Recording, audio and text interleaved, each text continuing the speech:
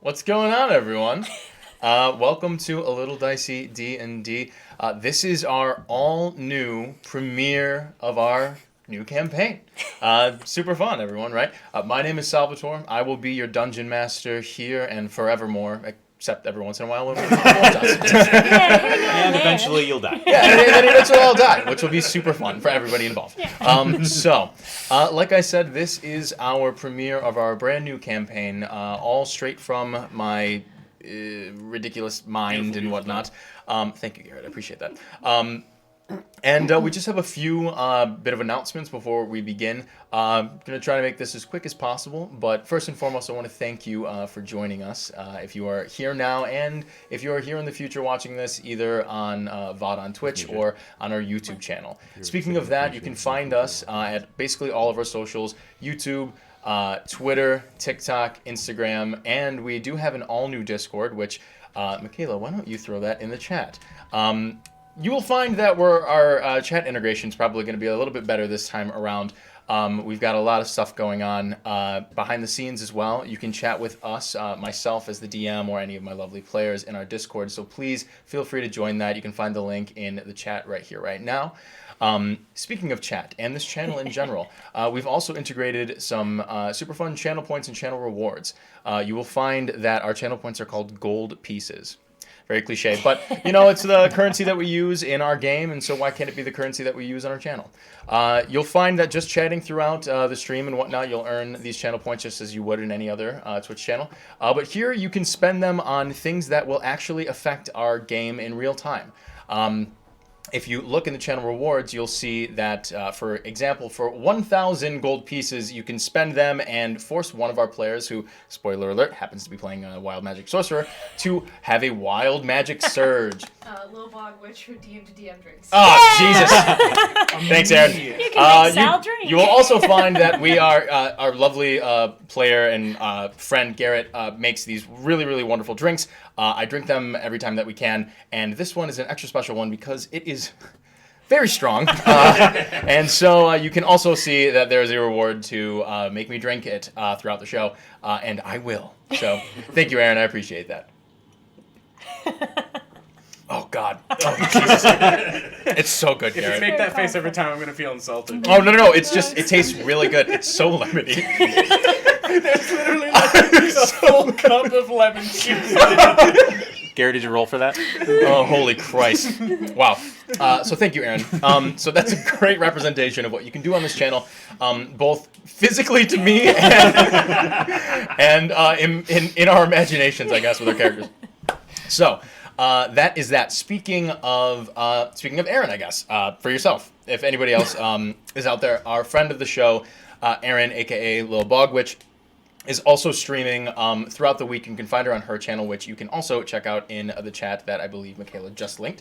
Please do. She's absolutely wonderful, plays a whole variety of different things, is an extraordinary dungeon master herself, and like I said, she's a wonderful friend of the show, so please do check her out.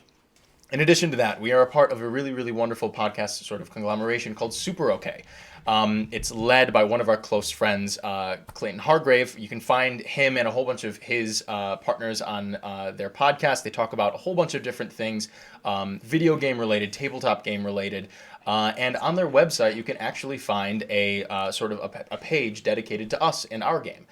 So if you ever miss an episode here, their website links directly to our YouTube. So you can actually find our VODs here on Twitch, on YouTube, and on superokpodcast.com. So definitely check them out.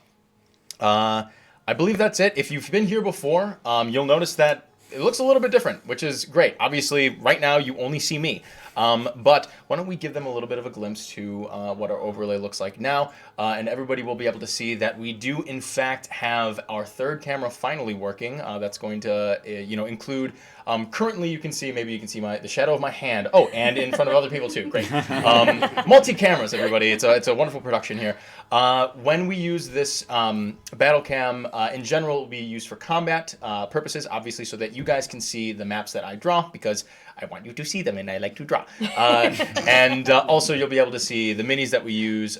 We got custom-made miniatures from Hero Forge specifically for this new campaign that we're very, very proud of, and we do want to show them off. Obviously, you can see our lovely players' beautiful faces now. So if you are new and you haven't checked us out before, we're going to just go down the line. We're going to do quick hellos and everything. My beautiful friend Garrett. Hi, I'm Garrett. Beautiful friend Jenna. Hi. Beautiful friend Matt. Hi, I'm Matt. And beautiful... fuck you, Matt. And beautiful friend Jamie as well. Hello. Thank you. We've got Michaela behind the scenes as always. She's going to be running chat. Anybody who interacts with a little Dicey is interacting directly with her. She's going to be running raffles all night and whatnot, and just sort of saying what's up and keeping things up to date, and also moderating, so keep it chill. So that's basically the majority and total of our announcements. I can't really think of anything else. So before we jump in, yes, Gary, yeah. Did we want to shout out Eamon? Oh my God! Eamon's great. Yes, holy shit! Thank you so much, Gary. So last and but it's certainly not least. Unfortunately, we don't have a link to Eamon's Instagram, but you can, Michaela, if you want to actually just type in his name. So Eamonn. Yeah, whenever you're ready. Yeah, no problem. Eamonn, and then McCormick is his last name. McCormick. Our wonderful illustrator, Eamon McCormick. You can find him on Instagram. Just search up his name. His illustrations are incredible. You will find throughout the show we're going to be introducing our character, our player characters, and as we sort of cycle through them, you'll be able to see their beautiful portraits as they pop up on the screen.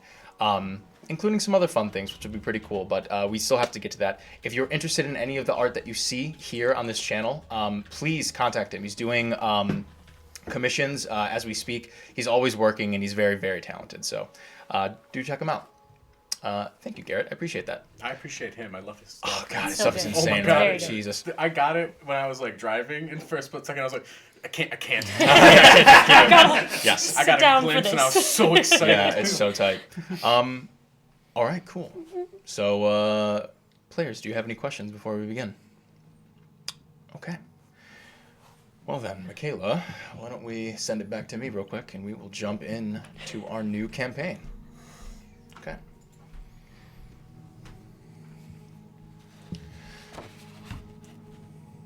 Welcome to the land of Naledi in the realm of Petrichor. Named so by the sweet smell of the fallen rain that sits atop the blades of grass amongst the many sprawling fields of this verdant land, peppered with mountain ranges, hills, forests, rivers, lakes, and beyond. It has been many years since the end of the Great War, a war that brought suffering, strife, and death everywhere it roamed. The 10 previous lands that made up the powers of Naledi have all been shattered and broken only to be remade in unity. Now, these once broken lands are rebuilt, and what was once 10 is now 1. The great Naledian crown.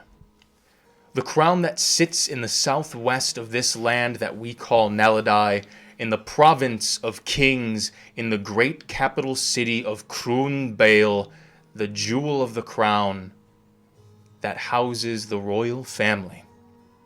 The Alistairs, King Eodrin, Queen Uriel, and Prince Armel. There, in this capital, King Eodrin oversees all of his land, stretching from the western shores of the Cerulean Ocean to the eastern Hephesian peaks. After unifying this once broken country, King Eodrin set forth new decrees outlawing the worship of deities outside of his own, as many believed the unchecked worship of dark beings caused the downfall of the lands before the crown. The lands that were lost in these wars are still in the process of being rebuilt, reconciled, and reinforced in the image of the crown. Many of the previous leaders of these broken lands did not make it to see the fruits of the war that they started. War is fickle, intense, and brutal. The winners are those who write the history. For those that lost, they lost everything. More than just their lives, but their dynasties. the elven sovereign that reigned over their people and ancestral lands for centuries, were charged with conspiracy against their neighboring kingdoms and invoking the will of their dark goddess, Bruta, the queen of spiders. With the combined forces of the neighboring kingdoms, the elven leaders were captured and executed for their crimes. Their ancestral lands left crumbled from the Great War, and many of elven kind left scattered to new cities and towns throughout Naledi, cursing the name of the king under their breath. Now, these 15 years after the end of the Great War, the Crown seeks to expand its reach and borders. The neighboring continents, the Maritimes, an extraordinarily large archipelago only recently discovered, and Feresper, a wasteland not long explored, are ripe for the Crown to harvest. King Eodra sent out a royal decree stating that those who wish to set out in the name of the Crown will be funded and given safe passage to the new lands to settle and explore. Some have taken this opportunity in the name of patriotism, some in the name of greed, some in the name of necessity, and even some in the name of pure wonder and adventure. Here is where we begin our story. The small port town of Eodra, named so after King Eodrin, first of his name. Founded just a few years ago on the newly discovered island of Mor, M-H-O-R. The Crown hopes that in this time, this small town will become a shining port and center of trade and commerce between the lands of Naledi and the Maritimes. The island of Mor shares the same lands as Naledi, a more spring-like forestation with flecks of frost in the morning. Not a tropical land like the Maritimes. On this more tepid day, a cool 50 or so degrees, mostly sunny, another batch of hopefuls seeking to explore new worlds or settling in this new quiet port. A loud ringing from a bell tower that overlooks the docks can be heard as the ships make their way into port, marking their arrival. This ship, named the Crown's Ferry, arrives here at Eodra. Jenna. Oh. It's me. It is you. You hear the bellowing ring of the bell tower in the distance as the ship you've been on for some time now finally begins to dock. You hear in the distance the captain of the ship calling, "Anchor down! Batten down the hatches!" You hear movement all about the ship above you from your cabin below. You rush up, grab your things that are spread out on the ground in front of you, pack them away, do your bit of morning stretches after your morning ritual, and move out up the stairs onto the deck of the Crown's Ferry, feeling the saltwater air blow through your hair, almost knocking away your beret as you grab it and set it upon your head. Jenna, why wouldn't you describe your character to us here and now? Sure. What you can see is a young halfling girl. Halflings are very short. They're about 3.5 feet tall. She's got sort of sandy brown hair. She's wearing a little beret. Her outfit is sort of a mismatch of blues and purples and kind of patched up fabrics. And she's looking out excitedly, maybe a little seasick, but mostly excitedly, over the edge of the ship. Wonderful. As you begin to sort of right yourself as the ship cranks back and forth as it sets, as the anchor hits the bottom of the ocean floor, and these deckhands throw ropes over and tie the ship up. People are moving in and out. You're already fully packed. You reach into your back pocket and pull out a small little herb that you have rolled up tightly. You muddle it just a bit, grab a bit of spice, kind of press up against it to draw the oils out, and you tip it onto your tongue. You caught a little bit of a minor cold on the way through the voyage, and this bit of oil helps to coat the throat. It sure does. Yes. As you do so, you do know that this is the final destination of your crown-funded voyage from whence you came. You are basically free to go about anywhere you'd like in the island of Moor, in the town of Eodra. You're free to catch the next ship away. You can sail away into the Maritimes. You can sail north to the frigid north. You could go back home if you'd like. But the funding of the crown is yours. You feel your coin purse on your side. A little bit heavier than it was before you left. But nevertheless, should you choose to accept the hopes and dreams that the monarchy has for you, settle down here. Who knows? Meet someone, start a family, start a business, or go on an adventure. See things you've never seen before. Meet people who you never thought you could meet. It all starts now. Everything that you brought with you is on your back. You've got all your things, your cards at your hip that you always keep there, your instruments, your beret. You're cold. That's You're important. cold. Yeah, you're cold. She takes off the beret and throws it at the camera. Oh, we can't sing that. So cute. Very cute. You sort of almost in a trance-like state just begin to walk towards essentially the gangplank, really, as it's lowered down onto the dock. Not really many people, passengers at least, have even made their way to the deck of the ship at this point. A lot of stuff, supplies and whatnot that the Crown has sent to this town in order to continue the sponsorship and the founding of this town is making its way off the ship. But you sort of, with your nimbleness that accompanies your halfling visage, you move about the dock, slipping through, and just head out toward the docks. You step foot onto dry land for the first time in many days, and it's almost jarring a little bit. Your sea legs really have grown in, and now walking on land again, everything is stable to a point that is almost unnerving. But it's nice to finally be on land again. You've never been much of a sailor, really.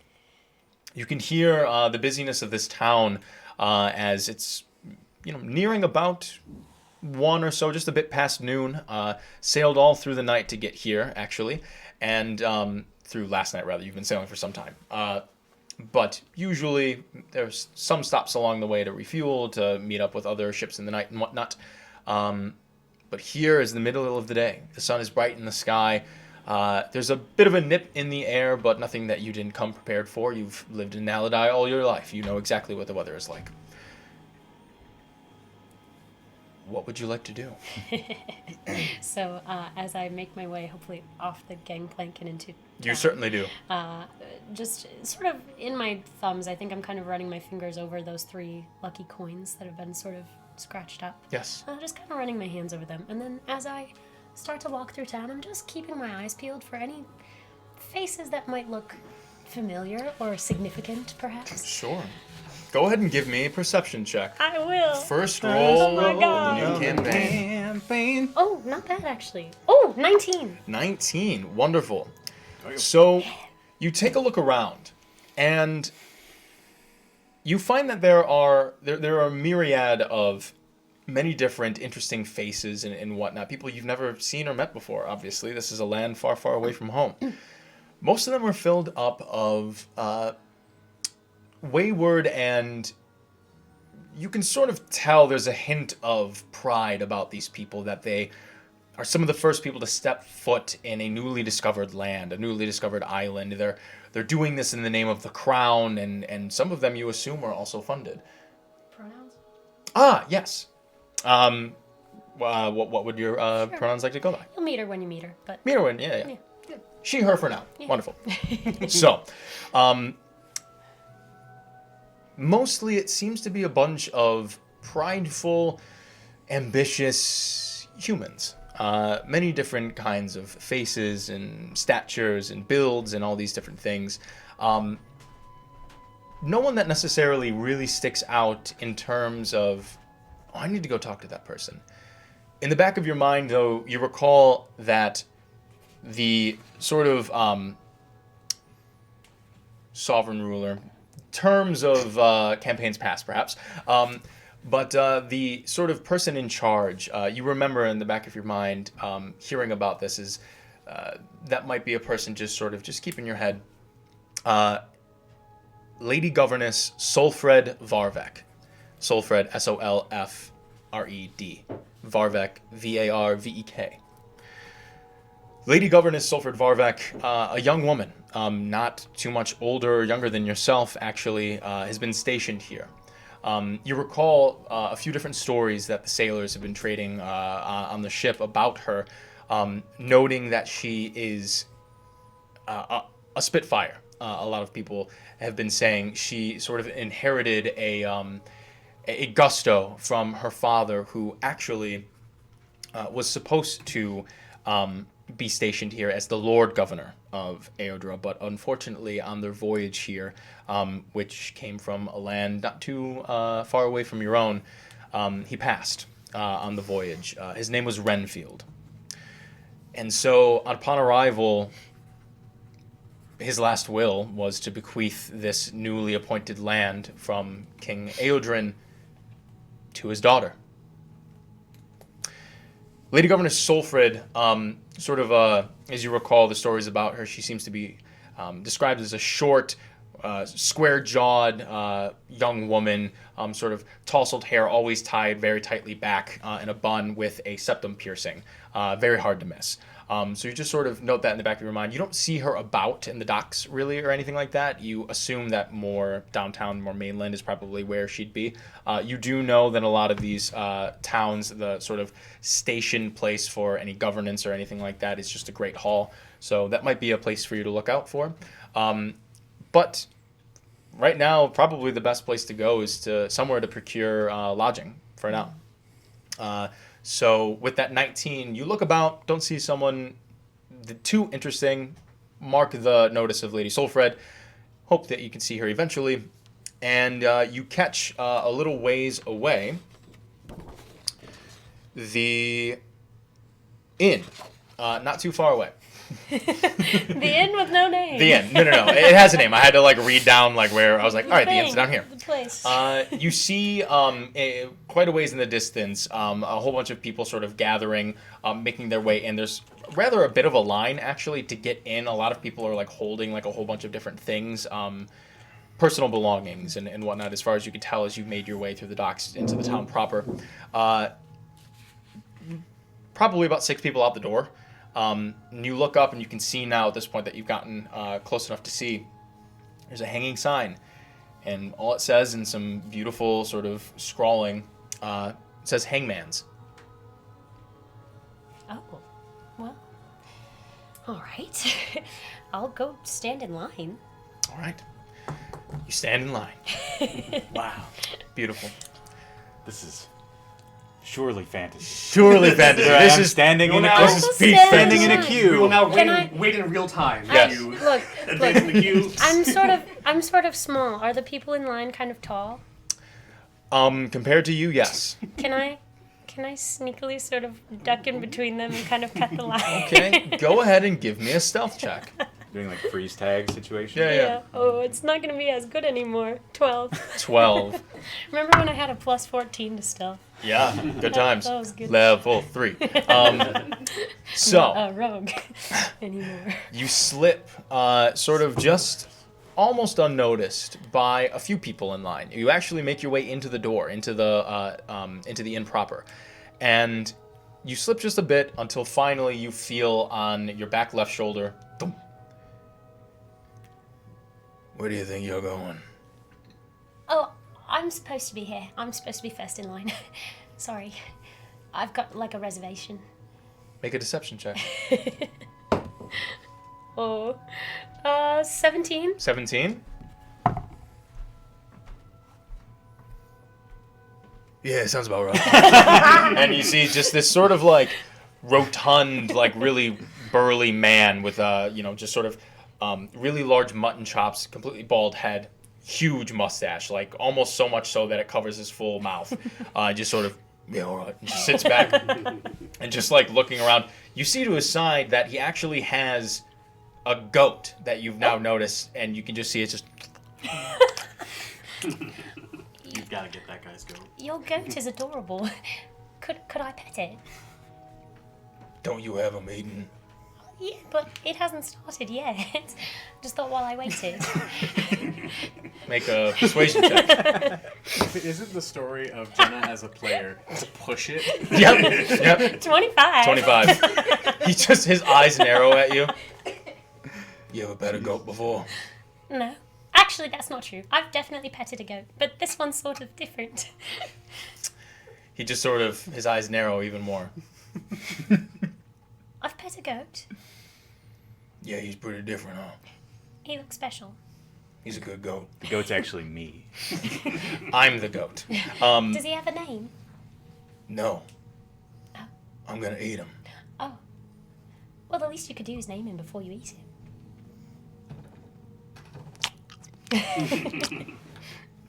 Jeffrey. The goat's name is Jeffrey. Seems like a perfectly reasonable name. Would you like to pet Jeffrey? I would. Yes. Go on then. It's like a trap. I'm gonna keep making eye contact with this man while I pet this goat. Make an intimidation check. The goat is a mimic. The goat eats you alive. You die. 19. 19. Jesus Christ.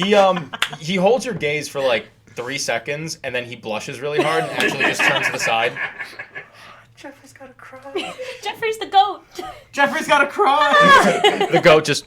The goat seems to be very much enjoying the petting. Least I could do. Right, yeah, that's enough. Okay, all right. Well, pleasure meeting you and Jeffrey. What did you say your name was? Cassandra. Cassandra Rosewood. Huh. You might know of my... No, you wouldn't. My family's from far away. But the Osewood family, a halfling group from Cinna Road. This means nothing to you. No. Right. What's your name? My name is Lincoln. Lincoln. Yeah, That's a phenomenal name. yeah, Lincoln Burrows. I'm actually a halfling too, just a bit tall for I agree. my age. Yeah. My goodness. For my age. He's very flustered right now, which you don't know. You're not there. You wait till you arrive. You're right. Yeah, actually, I do a bit of hunting on the side. I'm actually the foreman at the mines. No way. Yeah, it's just a bit further out. If you're not doing anything later, maybe you can come check out the mines or whatever. I'd love to. Will Jeffrey still be, on this mortal plane at that time? I mean, if you come back here later, you could probably eat him. Well, no, I was... It's all right. I just wanted to say hello to Jeffrey again. Oh, But if he's already going to be eaten, then I well, I'm gonna drop him off here and get some money for him, and then they're gonna cook him for dinner. No, that makes total sense, right? Because you're not going to... Right. Yeah, Lincoln. yeah, Lincoln Burrows. No, I heard you.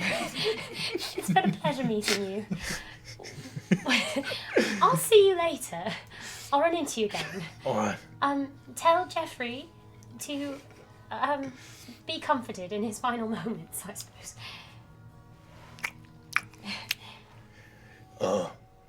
There. And he pets Jeffrey like a little too hard on the head. Yeah. And Jeffrey's like, Right. Good meeting you, Lincoln. it's nice meeting you too. Right. I'm gonna go to the front desk or wherever there's a... Yo, I'll be right here. Right. Me and Jeff. Right. Yeah.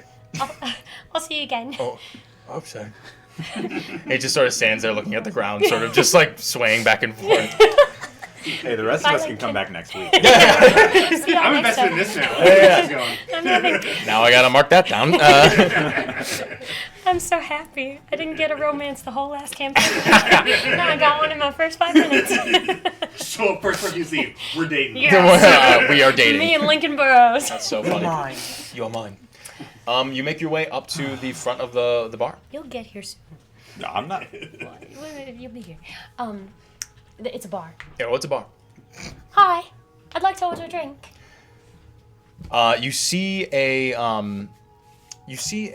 young woman behind the bar, just sort of wiping it down, and she has like this sort of tousled auburn hair that falls low down to about, you assume, her waist. You actually can't see because of the nature of the bar, where the hair would end. But she's wearing a rather simple, sort of nice enough little dress, tied off at the waist and the arms, or the sleeves of the dress rolled up. Hair tied up, half down, and the down part reaches below her waist. And she sort of looks down at you. so long.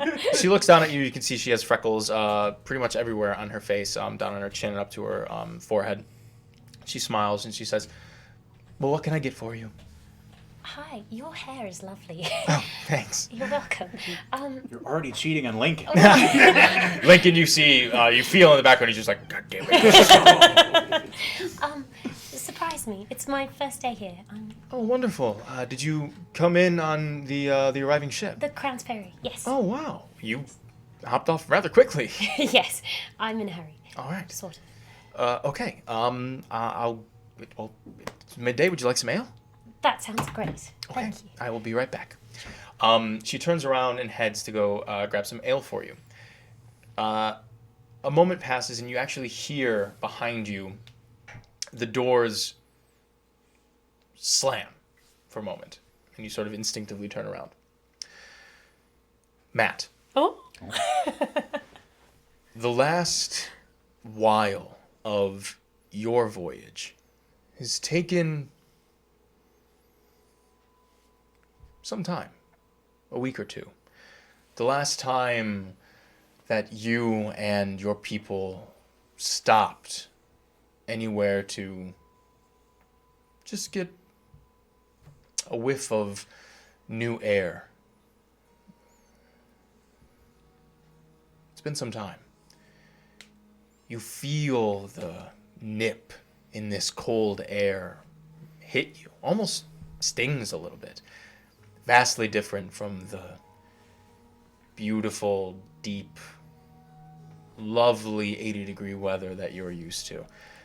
This nip in the air is exciting. There are many things to discover here. Many things to account for, many things to taste, to try, to find, to feel. May I feel you? May I feel you? You feel the earth beneath you shift for a moment, and you hear the rumbling of your great God underneath you.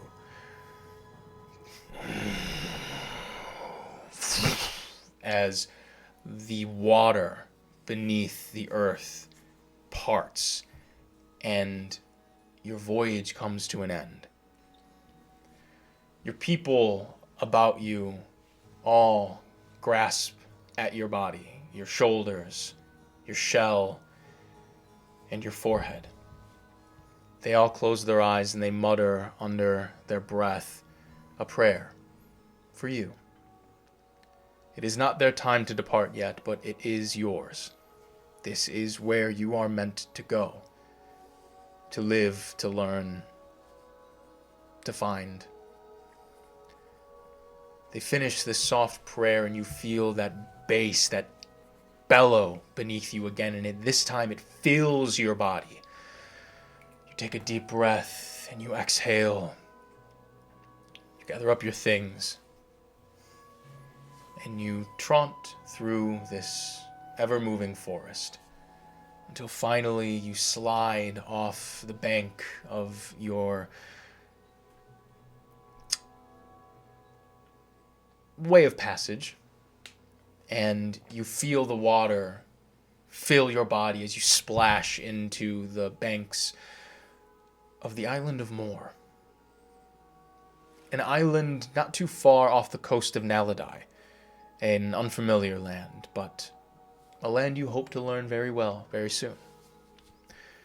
Here, hopefully, you can find what you're looking for.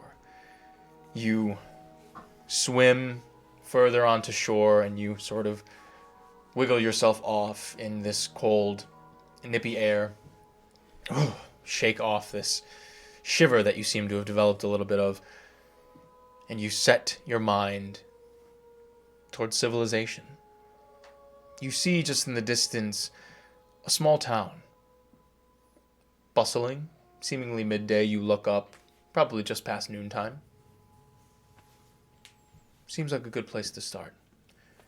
You turn around, and at this point you can hear the massive waves shift as the giant body of the great god turns around, and you see your people leave the banks of the island of Moor off to traverse to whichever place that they will call their new home. But here on Naledi is where you shall roam, where you shall learn, where you shall find, and what you shall feel. That little port town over there seems to have quite the ring to it. There's a forest before you as well. A good place to go in time. Rations, though. Good ones. You don't necessarily know what's out there. Foraging could take a little while, and it's always good to have a few friends along the way. At least that's what the stories say. What would you like to do? Is the what I guess what sort of coast of the island have I arrived on? Directionally. Directionally, it would be the in terms of, it would be the southwestern portion of the island. And is the town further to the west? It is further to the east. Further to the east. It's further to the northeast. You're going to be walking northeast, yes. Okay, and then the forest is the opposite direction? The forest is the opposite direction. It's more west. Okay. All right. What is the landscape like as I walk onto the shore? The shore is not what you're used to. It's not a normal sort of sandy beach. There are all types of different sands where you're from. Red sands and black and yellow and white. This is a rocky shore for the most part. It bleeds and gives way into dirt and then eventually into grasslands, and then the grasslands give way into the forest you see before you. This is a really coarse, unforgiving shore. Nothing that you're used to, nothing that you remember even waking up into this world to. Very odd. Are they like white stones, or are they different colored stones? You find a few different colored stones as you're walking here and there, but predominantly they're gray. Yeah, as soon as I get on the shore, I note the town, I note the forest, I look down, and I sort of drop to the floor and just start like looking at the stones and moving them around and seeing if there's any like extra cool ones. Make an investigation check. Yeah. He's looking I for missed. pretty rocks. God, look at that. Okay, that is a character sheet. That's a 15, I believe. 15. So you take... Yes. You only take a few seconds to sort of meander around and move some of these stones out of the way, and you find what seems to be a very, very beautiful, ornate, cut gem. It's a perfectly oval pearl. Is it like an actual pearl, or is it like Yeah. sea glass? No, as far as you can tell. I look up at the sun, and I like hold it up, And it glimmers blindingly. and I give a little like... I put it in my little pouch, Hell yeah. and then I start walking towards the town. Beautiful. Soon enough, the sun teeters a little bit further west in the sky, and you mark that it's probably about 1 or so in the afternoon. Everyone around here looks vaguely like your friend from back home. A bit mundane, to be honest with you. No one of your folk, certainly. And you see a little girl darting about, running towards a building, hurriedly excited. She's much different than everybody else. Odd. There's a line going out of a large building. You look up, it says Hangman's in the common tongue. You know common well enough. Why is she going to the Hangman's? Very weird. Why is there a line out the door to the Hangman's? Is everyone looking to die? Are you looking to die? No. He will not walk in there. But this little girl, hurriedly along, scurries cool? beneath Is that what you legs, scurries beneath legs, shifting, bopping, and she disappears into that building. Weird. I just go to the back of the line and I just sort of join the line. Wonderful. I just kind of like look around a few minutes. Yeah. And then I go, Eileen, who's in front of me? At this point, no, it does not canonically make sense. You're right. It could. It could. Wait, I was thinking Lincoln. What I were was you thinking Lincoln as well. At this point, there is what seems to be like a family of four in front of you. Who the young boy, who's probably no more than like 5, is like looks staring right up at you, just like gripped white knuckled on her his mother's frock, who is just like, honey, you can't stare. That's rude. I stare right at the little boy. Yeah. This is what happens when you don't eat your vegetables. The boy just looks right up at you. Oh, would you like to describe your character for us as this boy stares into your eyes? The little boy sees a person. I would say probably maybe a little bit taller than average human height, but also very wide. Very wide, yeah. Very wide. This person is a turtle. There you go. I buried the lead. Yeah. Well, did say shell earlier, so maybe not so Yeah. much. I didn't say But shells. yes. I alluded. This person is a turtle. They have sort of a combination of kind of green, not so much emerald green, more of like a kind of an army green, mixed with some browns on their skin. They have a kind of a wide, almost like a samurai hat, very wide and sort of shallow that comes across like this. That's red. This turtle has a gold septum ring across their broad nose. This is Lady Governess, whatever. You're also the governess, yeah. First thing I thought of. Yeah. At their hand, they have a sort of like a fisherman's spear, and they're not wearing any shirt. Across their sort of loins, they're wearing kind of a mishmash of sort of like natural materials from like jungle leaves kind of stuff mixed with sort of tanned hides. So it's kind of a combination of sort of leather and furs and plant material, and some sort of a belt with some sort of bags and baubles hanging from it. A very large shell on their back. The shell has a variety of mushrooms growing out of it, of different colors and sizes, some different plant life growing out of it, and he is very muscular, very broad, and carries his sort of body posture is maybe, if you'd imagine, normally a turtle might be sort of like hunched over a bit. This person's body posture is very sort of upright and confident. Yeah, that's what they see. Well, that child looks right back up at this hulking turtle figure and just, are you gonna eat me? I get in real close He leans in also. and I go, no, I ain't gonna eat you. Cool. Yeah, no, you ain't got nothing. Hey, y'all waiting for a killing? Mom? And the mom just says, you can go right ahead in line. You can actually you can go right past us. That's totally fine. And you see everyone like in front of you just sort of like turns like, oh, yeah, right away. This, yep, of course. And you just sort of, you reach up to the door at this point that people are like moving you, like pressing you along. And you're so wide that the double doors, like as you sort of are barged into them, just sort of slam around open. And that same little girl that you saw running in, you just catch a quick glimpse because your passive perception is so fucking high. She's seated at the bar that she can barely see it over. What up? We're getting raided with a party of 13. Hey! What up? Welcome. We're just playing D&D in here. You know, no big deal. We're meeting all of our new characters. This is a wonderful new campaign. So thank you for joining us. Hopefully you can get some channel points. You can make me drink. You can make some of the characters do some crazy shit. Give us inspiration. Have a good time. You can give them inspiration too. So be thank you for cool. joining us. Have a good time.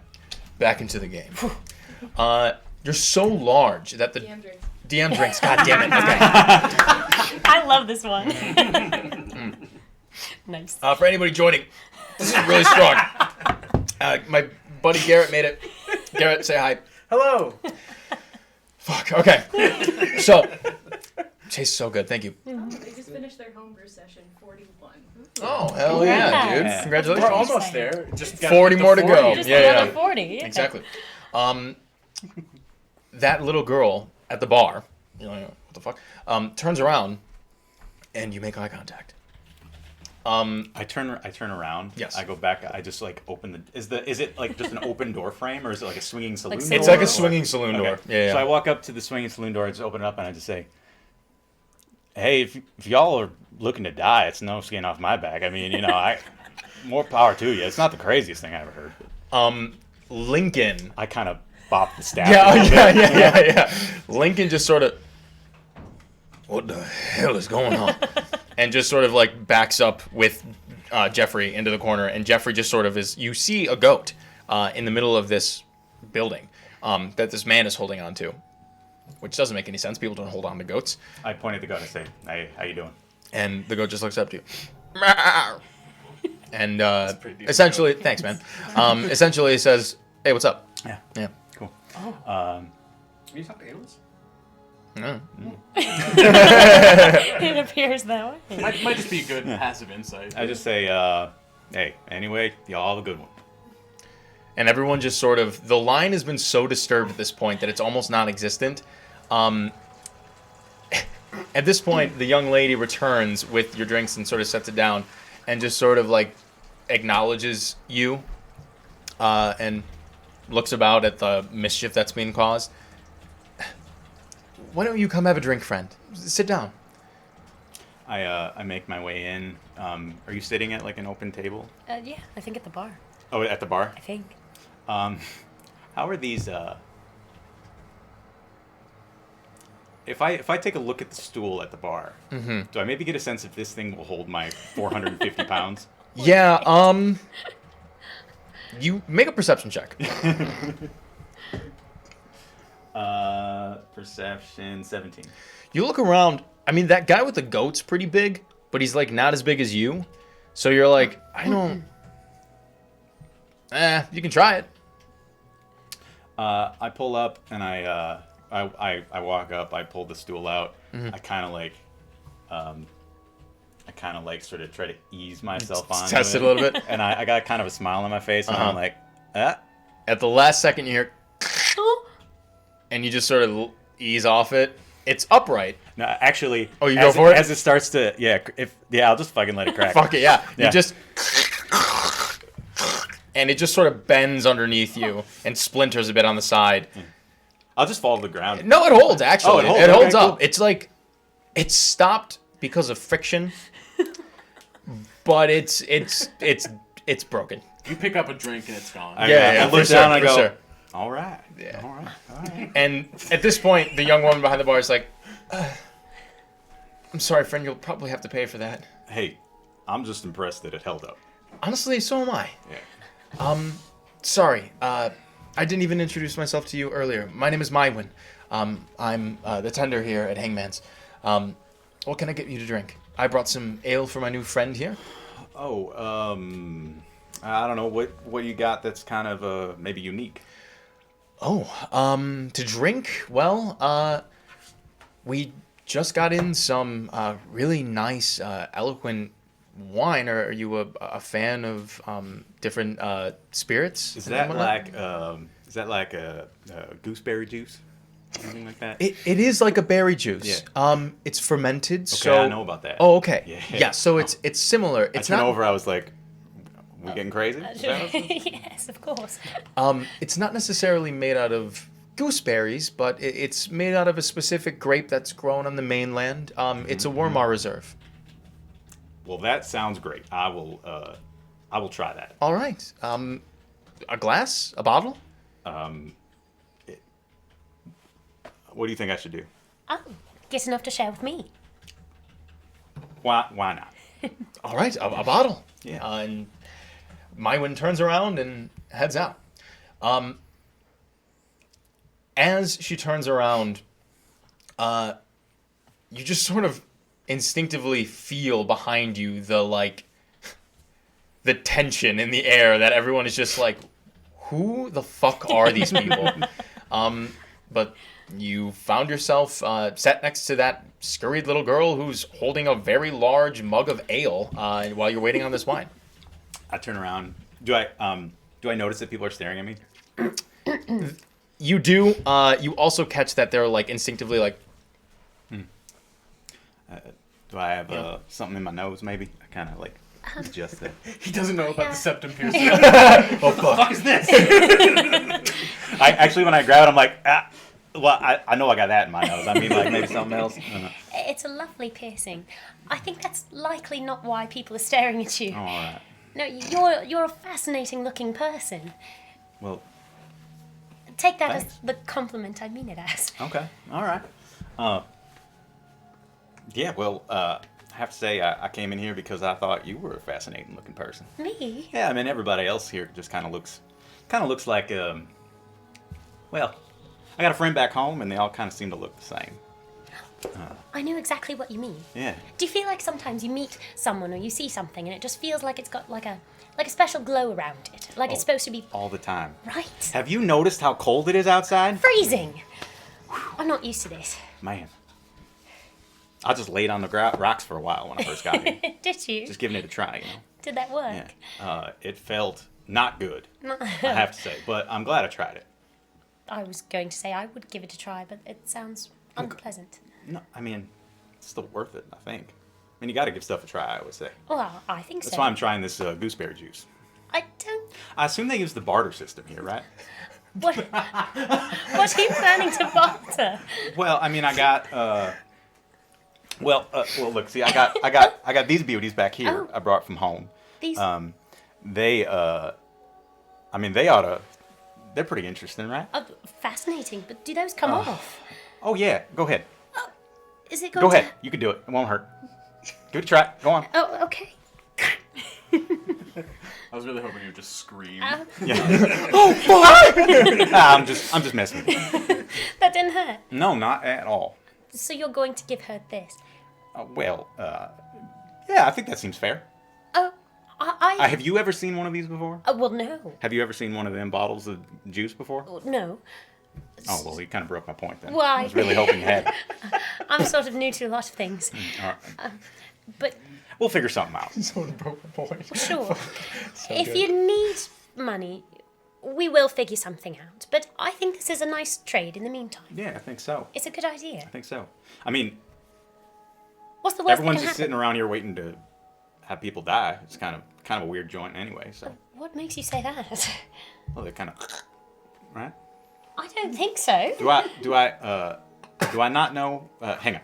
And I say it in Aquan, hangman. I'm just like, No, did that work? I don't speak whatever that is. Oh, I just said hangman. Hangmans. Oh, That's sure. like a, right? Yes, yes.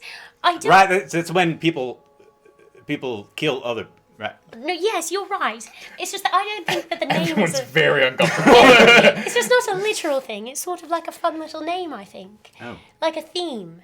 Like a... Well, you know, sometimes you go to a little restaurant and it's got like a little theme about it. No. No. At this No. point, Mywin sort of returns with a very ornate, dark bottle of Warmar Reserve, and she puts it on the table, puts down a couple rather nice glasses, uncorks it, and pours it for the both of you. I couldn't help but overhear your conversation. This is a place of rest. This is for you, by the way. I give her the hunk of Yeah, and she just sort of... That is delicious. You should definitely eat that. Oh, okay. Thank you. She takes it. That's very, very generous of you. I'm Oh no, sorry. it's all. No one's ever Thank you. Very well. Yes. She's What- flabbergasted. What is your name? My win. My way. How do you spell that, darling? It's MAIWENN. Oh, that's not what I thought at all. Ah. Thank you. Yeah, most of my names are not. No. Are Totally a different spelling than what I had written. Are you from around here, Mywin? Yes and no. I wasn't born here, but I've been a part of this town since it was founded. Getting to the name of this place, Hangman's, Is it always this cold here? on the island. Yeah. It can get a little colder. At night, do be sure to bundle up a little bit. In the summer months, it can get pretty decently warm, mid 60s or so. If we're lucky, I don't know, like a 70, maybe once a year. Fascinating. That's cold for you, yeah. This is very cold for you. And she says, I've been on the island since it was founded. Myself and my father came here. The inn is actually named after him. He's the hanged man. No, people call him Hanger. The Hangman, just Hangman. That is very confusing, but I get what you're saying now. Yeah, he doesn't. And in hindsight, I like it. It's quaint, right? Yeah. I thought that he should name it something a little bit more, I don't know.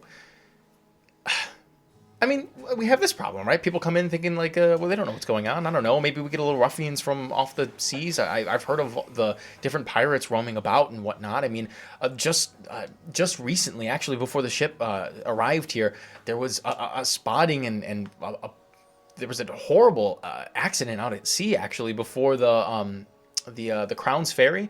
That's my ship. Cassandra, yeah, you said you came in. There was a horrible accident just earlier this morning, like early in the morning. There was a ship that was out, and apparently, I don't know, maybe the Navy took care of it or something like that. I don't really know. People say things, but I hear tell it was a pirate ship. So, yeah, I don't know. Like, people like that come around, and they see a place like this, and I mean, my old man.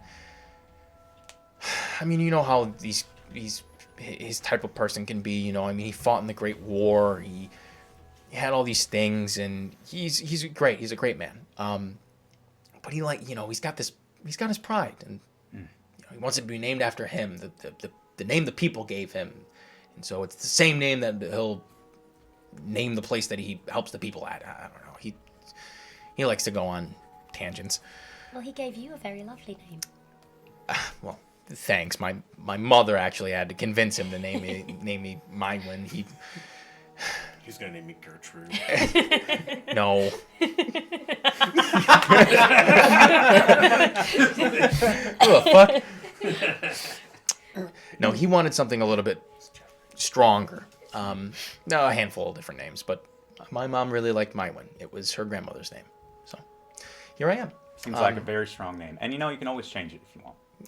I guess you're right. I've changed my name like 12 times. Really? Oh, yeah. What is it now? Keel. Kill? Keel, yeah. How do you spell that? Qil. Keel. Kill. Well, Yeah. all right. Funny story, I'll tell you. Maybe we have a little drink of this and then Yes. I'd love Well, to it's hear. nice to meet you. Nice to meet you, Mywin. I honestly can say I've never met such a charming and handsome fellow like you. Ah, well. Thank you very much. Yeah. I give a little chest flex. Oh yeah, pop pop. Yeah, hell yeah, little pop pop. And she says, well, enjoy the wine. For meeting a new friend and another new friend, I'll tell you what. It'll only run you 50 silver. What about if I now see I got these Yes. guys on my back and I gave you one. We'll just call that like a new friend's gift. But what about like I give you some of these and then Kill. I'm sorry. That's just not how these things are done That's not here. how it works, is it? My old man would kill me. Don't worry about it. We will totally come up with it. Just give us a couple minutes. Just okay. gonna root through my pockets. Sure. Don't worry about it. No worries. I'll be here. And she just goes about like wiping down the counter and whatnot. You're doing a great job. Thanks. Yeah. How many other people are in this bar? Perception check for me. 9. 9. You take a look around, and I mean, there's quite a bit. It's mostly busy because people are in line. Speaking to you, look around. There's someone in like, not like armor, but like they're armed and they have like a little bit of, not regality, but a little bit of important air about them. Sort of standing behind someone at a desk, sort of set up on the side of the inn. And most of those people in that line make up for the bulk of the people here. And you count up, just occurs to you, just sort of turn and look, probably like 10 other people. Okay. Good to keep in mind. I have an idea. Do I have any idea, because obviously having, done a lot of bartering in my time, I might have a sense of kind of what things are worth. This pearl that I found on the beach, do I have a sense of if it's valuable? Other than the Make fact an that it's insight just check. Cool. I think that's a... I must have moved that. That was 7. I think it's 14. 14. I mean, you study it. This would certainly be worth a lot back home. Like, people would be very interested in this. They can make wonderful, wonderful jewelry out of it. Some even more skilled craftsmen could probably do even more with it. I mean, you've seen people use it as an enchanting focus. Okay. So, All right. I pull out my 15 gold that I have that someone just gave me at some point, and I go, Oh. Is there any silver in here? You won't need it with that amount of money. That should do fine. Yeah. Oh, keep most of it. Just use all right. these pieces. That'll... Okay. Never mind. Hey, Mywin, yes. is there 50 silver here? Yes. I'm sorry. I don't, this is not, don't take this the wrong way. Okay. You're not from around here. No, ma'am. Okay. I am not. Sure. So just a couple things. One, it's almost like a faux pas to like present that much money in public. Oh. Not an offense against me. Just some people might take that the wrong way and have it out for you. I see. So that's great that you got that. Wonderful. Half of one of those would suffice. Half of one. That is correct. I take the one and I start to take my spear. And Okay, no, hold on. I can get you change. I can grab you 50 silver. That's fine. Wait, I give you this and you give me 50 silver? Yes. That's how it works. Oh, all right. And she takes a gold piece from you. You know what? Thank you for the lesson today. You keep that. And you know what, Mywin? You got to live your own life. And I hope that you, live your dreams. Because your daddy and his love of killing people, that ain't on you. You know what I'm saying? Thank you. Thank you very much. This, I've not tried this berry juice yet. Okay. I'm sure it will be, I'll just take a sip of it. Yeah, I mean, like, it's not what you're used to. Strong. Yeah. Tastes pretty good, though. I go, ooh. All right. All right, Mywin, see? Mm-hmm. Yeah, You're I see you. fun. I see you. I like hanging out Oh, with thank you. Well, you two enjoy. I've got to get back to work. Enjoy the wine. If you need anything, I'll be around. Are the two of you, perchance, are you looking for work? Yes, Not really. sort of. I'm getting a weird vibe from those answers. So are you or are you not interested in some work? I wouldn't turn it down. Not really. We're not here. We can come here together. We've just only met a minute ago. Sure. But This is more of like a joint effort type thing, though. So Well, I mean, Are you looking for an adventure? well, that I am looking for. Well, what kind of work is it? Well, this could potentially provide that. You two seem like able-bodied people, a little bit different than the regular folk that sort of make their way through here just looking for like a living. This is more of a specialized situation. My father not only owns the inn, but he's a little bit of okay. My father not only owns the inn, but he has a very close connection with the lady governess, and there's been a lot of different reports and whatnot of things going on in the island. There's spottings of a creature that there are native folk on this island. They're called the Moorfolk. A little on the nose, I know, but that's just what they're called.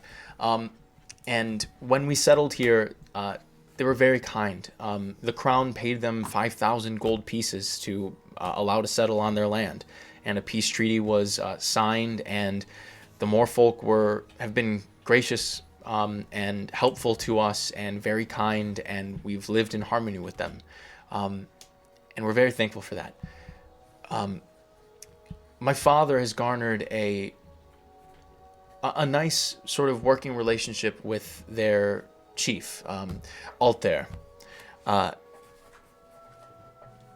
They tell of this creature, a bird of prey, larger than anything you've seen, probably. I don't know. Larger than any bird that I've heard of. Giant wingspan, 20 feet or so. 30 feet even, I've heard. And you see Lincoln over there, and you see Lincoln just sort of standing like in line with his goat.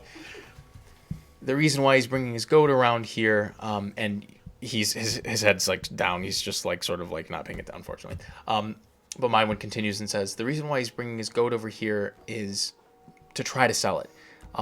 There have been recent disappearings of livestock all across the town, and it's been very unfortunate because a lot of sort of the more unaccepting and rambunctious people from the mainland come in and they blame it on the Moorfolk or whatever, and there's just weird bullshit going on. But the Moorfolk have warned us. They call it Nanabush. It's a creature of legend and lore in their culture. Said to really only come about when ill intent is afoot. Oh shit. I'm not entirely sure what that means. My father's trying to get down to the bottom of it. He's talked to the lady governess about it, and she's offered a reward. Let me see if I can pull it up. And she rifles through some papers, and she says she's offering 20 gold as a reward for proof of this creature's death. It's like 10 million silver, I think. Something like that, yeah. Some people have gone out and searching for it. No one's really come up with anything. There have been other sightings of another sort of creature. We're not really sure what it is or whatever. Some of the mainlanders that really aren't familiar or accustomed to like things that necessarily go bump in the night have been saying it's some creature of fable, like a half man, half goat situation or whatever, and that it dances with the Moorfolks at night and sings and is like drunk all the time or whatever. All right. I think that's kind of bullshit. I've never that doesn't make any sense to me. That sounds absurd. But I don't know. Maybe just keep your eyes peeled for that. And at this point, you hear a clamoring in much the same fashion as you did before when Kill showed up. And the two of you sort of instinctively turn around. Jamie. It's been some time that you've been spending here on the island of Moor since you just sort of woke up. The time before this is muddy and clouded. You remember traveling with your companions, whoever they were. you can't necessarily remember them, but you remember that you loved them and that you had some great times and you saved some people even, and you know what? Damn it, you had some fun.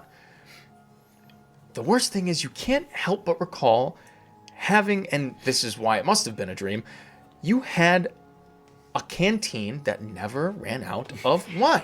And you would always be able to pour it into your glass. You have the glass. You've always carried the glass. You woke up with the glass when the Moorfolk took you in. So where's the canteen?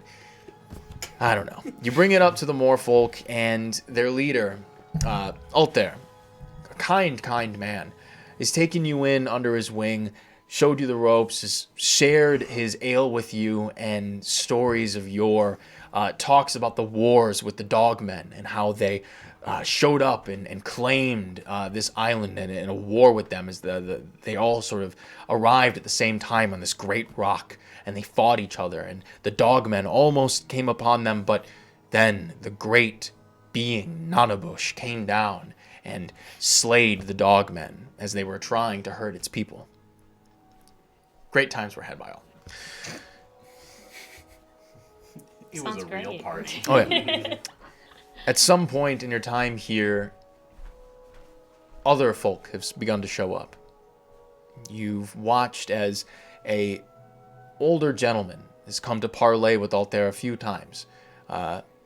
Probably a man in his maybe late 60s or so.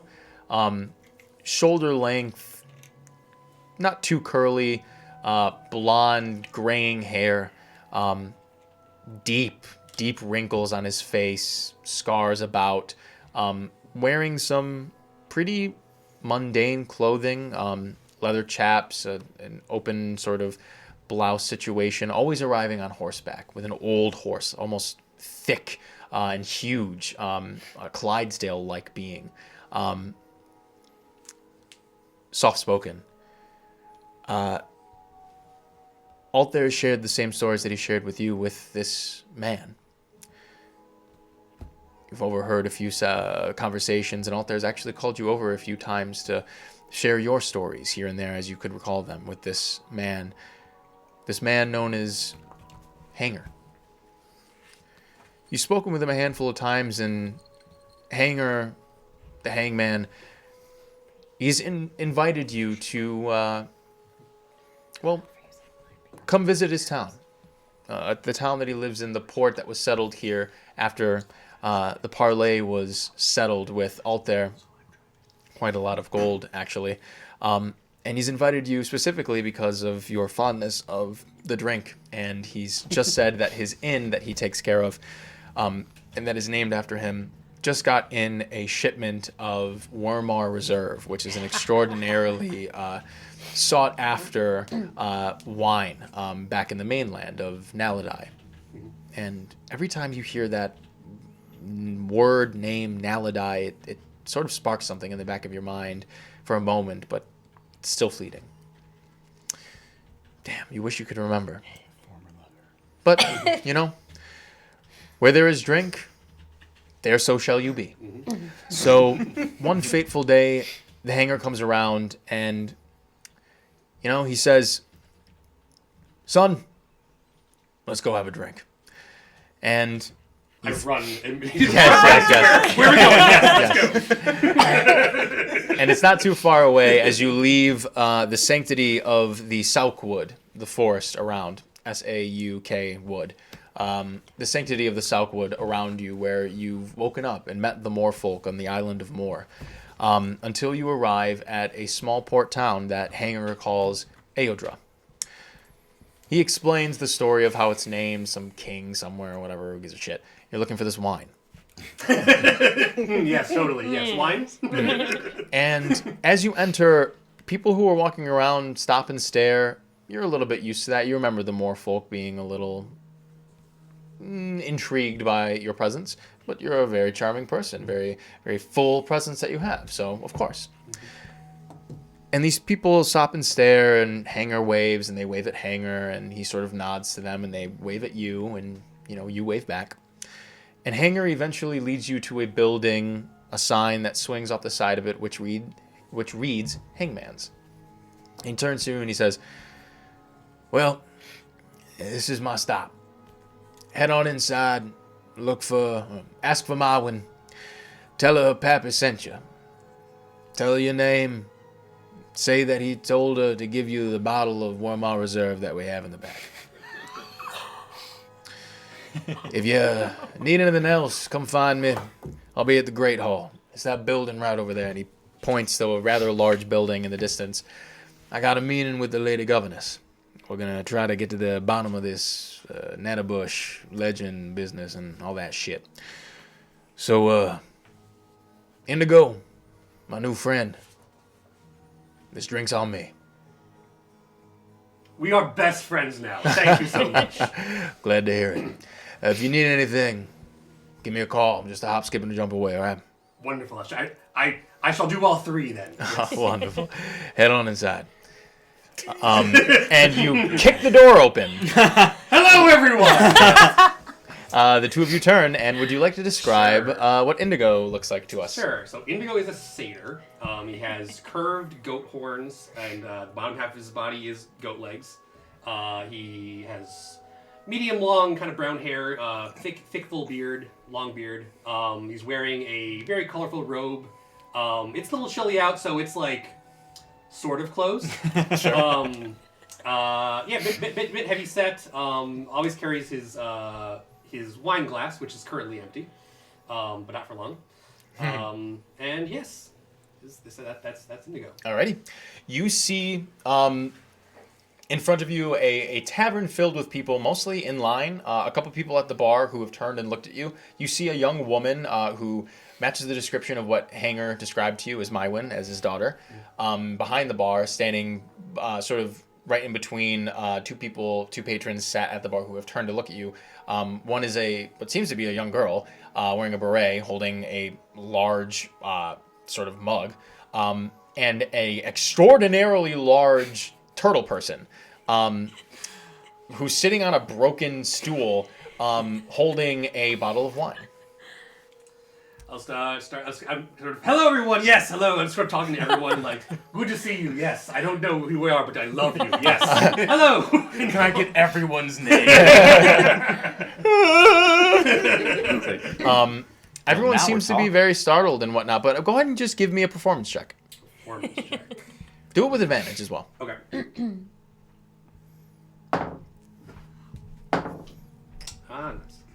That's going to be a 24. 24. You dazzle this crowd, and what was once trepidation quickly turns into awe and amazement.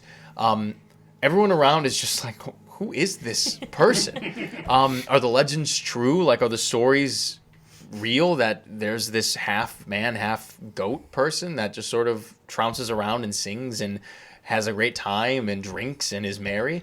It seems to be true. At this point, Mywin just sort of begins to laugh and says, Do we wow. get 20 gold for that? I don't know if he's a part of the bounty, but they seem pretty interesting. Excuse me. Yes, hello, you must be Mywin. Yes. Yes, I'm Indigo. I know your father. We're very good friends. He told me I could have some wine. There was a bottle of Weirmar. I don't remember exactly what he said, but it was very good wine that he said I could have. And hello. my dad told you this. Yes, Hanger. We met. I'm sorry. I'm sorry. I'm getting a little ahead of myself. My name is Indigo. I'm sort of an unofficial. What's the term? Attaché of the Moorfolk. Yes. Interesting. Yes, and your father wanted to invited me to come take a look at this city, and he told me about this fine establishment you have here, and yes, he mentioned that he would offer a bottle of the Weirmar. What was the Weirmar Reserve? I think yes. Yes. Oh boy, you must feel embarrassed right now. But you know what? It's okay. We all make mistakes. Yep. Indigo. Have a seat. Oh, hello. Yes, please sit down. Hello. How are you? Not this one. This one's about to go any sick. No, I understood. I'm so sorry.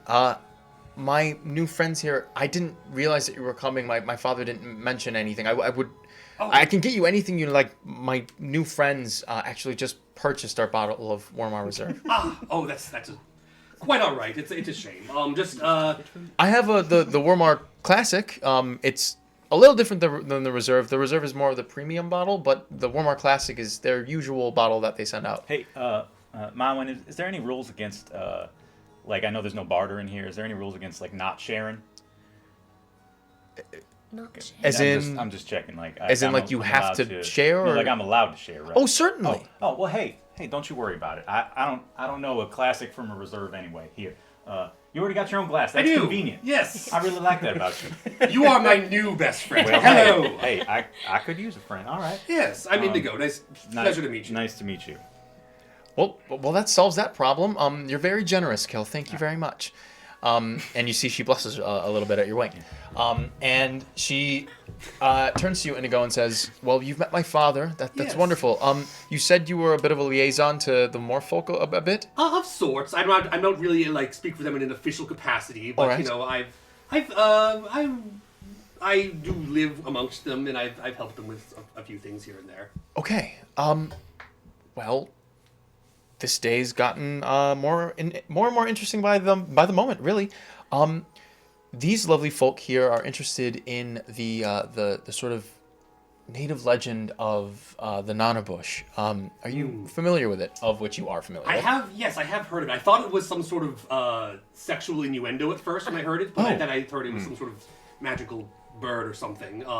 Well, those two things probably could be the same thing, maybe in some aspects, but Yes. Oh boy. our lady governess and my father seem to believe that a creature, a bird of prey, is stalking and lifting away some of the livestock of the people that have settled here in the town of Eodra.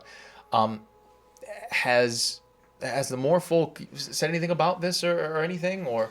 I think I actually your father, just as I was arriving, said he was going to meet with I believe meet with the governess at the Great Hall. Oh, to wonderful! Discuss this. I think that the three of you should head down there. Take the bottle of wine with you. They're you can drink on the streets. It's totally fine. No one minds. Why don't you head down to the Great Hall? Let my father know that I sent you, and try to speak with him. Try to get an answer to this. I have a feeling that you could be very fruitful in this endeavor. At the very least, why not go try to figure out more of an adventure for yourselves, That sounds lovely, actually. Perfect. All right. It's been a great pleasure meeting you. It's been a pleasure meeting you all as well. You will be seeing much of me in the future, I can assure you. I sure hope so. Take care. Tell my father I say I've got things under control here, and that I say hello, I guess, as well. Of course. All right. Well, Va may guide you. I don't know what that means. Let's go! If you're not familiar, I've already walked away. oh yeah, and she just sort of okay. I'm interested. Kill. Have you ever? Do you know of Von May? Do you pray? Give the DM an excuse to expire a little bit. No, it's okay. I love it, Jamie. No, I never heard of Vame.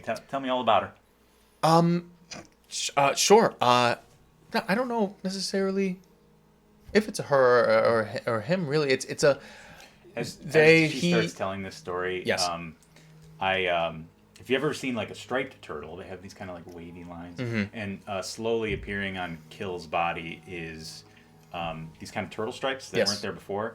The stripes are like a fluorescent hot pink. Ooh. They're kind of like glowy. I love it. And as they start to glow, the sort of the one kind of non-fungus that's growing on his shell, which is sort of like a vine-like plant, Yes. it sort of begins to stir and flower blooms, and out of it had like the stamen Yes. kind of pops up, and on it are 10 little good berries. Oh, good berry. Good berry. Perfect. And I reach back, I pluck one, and I like pop it in my mouth. Oh, yeah. I'm like listening. You regain a hit point. Yeah. Yeah, which you'd never lost. Which I But never you, lost, yeah, but- you were satiated for the I'm day as well. satiated for the day. Yeah.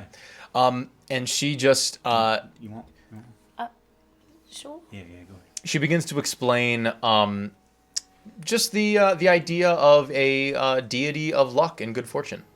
And this deity's name is Van May, Vanmay. Indigo, as you approach the door, it bursts open in front of you once more. Oh. And you all turn again. My goodness, who's Bard is in like? Garrett. You You can keep it minimal if you want. I will. I would, yes. You, drenched in salt water, sand on your knees, shirt slightly torn, you crack your neck, spit onto the ground, and you slightly limp a little bit, shake off the cobwebs and the bruises and the stiffness. That was gross. Thank you. You make your way into this, whatever fuck town this is, wherever fuck people these are, to find yourself a goddamn drink. The way I figure there are two things that I need right now. That's to be near a fire and to have a drink in my hand. Fuck yeah, brother. Generally true. You limp your way through the streets as people just sort of like give you a side eye here and there, like, who the fuck is this guy? Eventually you see a line out of a door, what you can only assume to be an inn or a tavern. That's the place you want to go. Don't even bother with the name of it. Who gives a shit? You start moving and like shoving people out of the way in this line. What are we waiting in line for? Oh, absolutely. Go straight to the front. Yeah, 100%. Not even You heeding kick anyone the else. saloon-style double doors open, and you see standing in front of you and you just sort of stop. You have to be still drunk. You look down, and there are hooves from this person and a little bit of bits of hair. You follow up into this sort of open-robed, jolly fellow. Got a glass of wine in his hand. Seems to be wine here. Some people here. You look past. You see a turtle person, whom actually, not the first time you've seen that. No. You're like, oh, a turtle. And some halfling girl. Small, sassy child. Yeah. Seems like a tavern to you. I look at the weird-legged dude with the wine, and I kind of go, well, I seem to be in the right place. Yes, hello, welcome. Right, hello.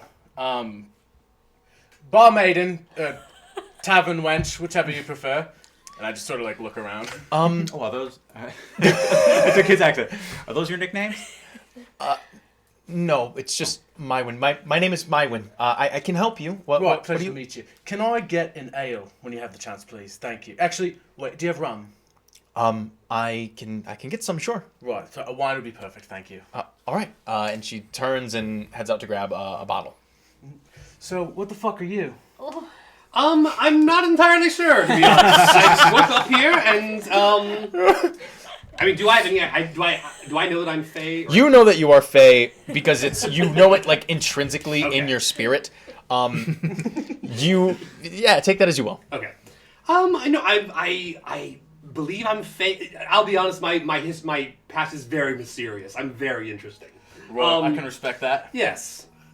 Well, yes, my name is Indigo. Pleasure to meet you. Right, Sir Castellani. Kaz, if you're feeling saucy. That sounds much easier to pronounce. Right, Thank it you. is. Yeah. Should I describe myself? I don't Yeah, care. I was about to say I love that interaction, but yes, why don't you give us a description of yourself? So I am a sopping wet, absolutely drenched tiefling. Kind of a dark red, kind of actually slight. Despite his more demanding presence, he is kind of small. If like the U.S. national average is the same in Naledian, Sure. he would probably be like 2 to 3 inches below that. He's like yeah. a short king. That's canon now. Right. Canon now. Kaz is the short king. Unbelievable. I'll allow it. I'll allow it. He's got horns that sort of go back over his head, over a crop of brownish, reddish hair. He's wearing what when dry is a very nice jacket. It's like black. You got like gold buttons all over the place. Underneath is leather armor and just like a sackcloth shirt and whatever trousers, and a tail, which I think is okay. Tails are totally cool, brother. I put it on the Hero Forge thing. No, I love it. Thing, so. You got a tail. Tail that has like a spade ending, sort of like a traditional devil. Am I missing anything? Oh yeah, he has an absolutely dry cigar in his mouth. Yep. Hell yeah. Yep. You held that up while you were. 100%. Yes. It's still smoking. Yeah, the cigar is fine. It's in perfect condition. Have you entered into the tavern space? Well, yeah, I entered Oh, that right, order and you- everything. Cassandra's about to commit a microaggression, but Warning for the audience. Microaggression incoming. she tries to say in abyssal, which I know is wrong, but she says in abyssal, "Hi, you are so interesting to look at." You hear, yes, and you're like, I'm gonna need a few more drinks before I deal with something like that. All right? I have no idea what the fuck you just said. Oh, I'm terribly sorry. I shouldn't have assumed. I thought that might be. I'm sorry. I feel terribly rude.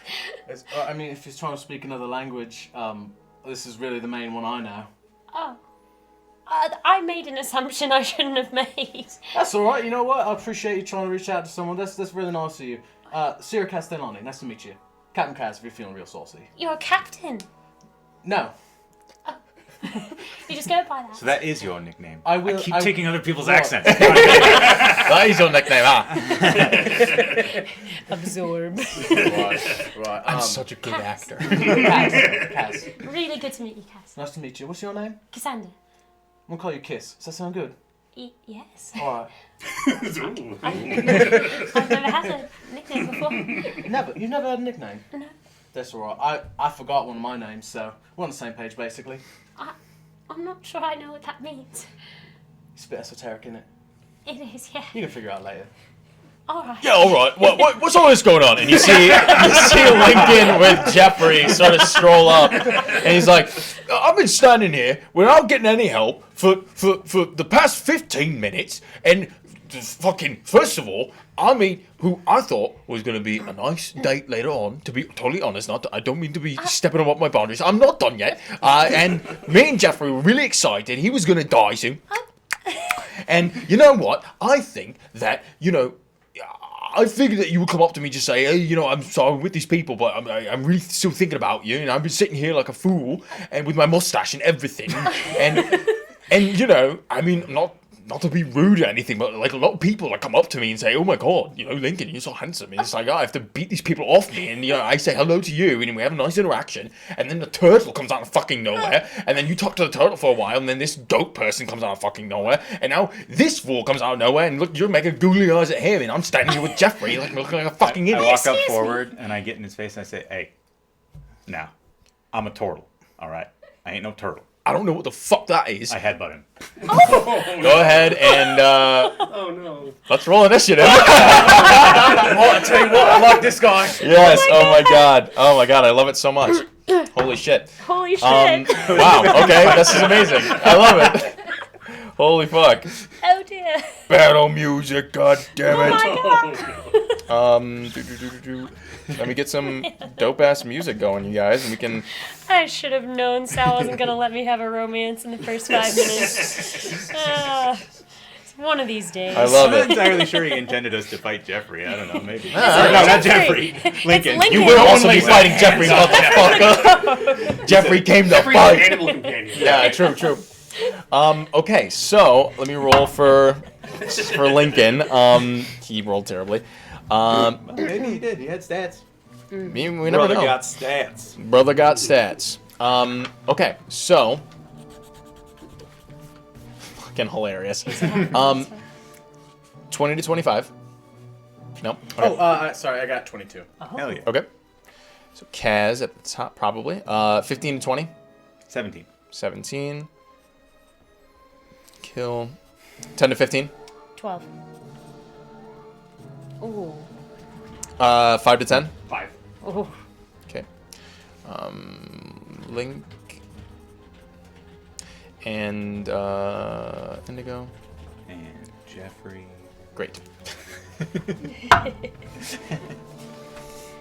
And Jeffrey. All right. Okay. At the very first motion, I guess, kill, you just sort of reach out, grab the guy by the collar, and just poof, slam your thick skull into his, and go ahead and roll to attack. You get advantage. You're doing this pretty much as a shock to everybody. Yeah, So this is just like an unarmed strike. oh yeah, right? unarmed strike. Yeah. Oh, I don't know that was necessary. That's Maybe not, but it looks like a lot of fun. first attack of the game. That's a what am I even adding to this? My strength modifier? Just strength Never done mod, that Nothing. unarmed Unarmed strike. It's 1 plus your your strength. mod. 19. 19 to hit. Oh yeah, certainly you do hit. Go ahead and roll damage. Or you don't roll. It's just 1 plus your strength. Yeah. Oh yeah. So Oh, what's your strength mod? Oh, it's 1 plus my strength? Oh, yeah. So it's 5. 5.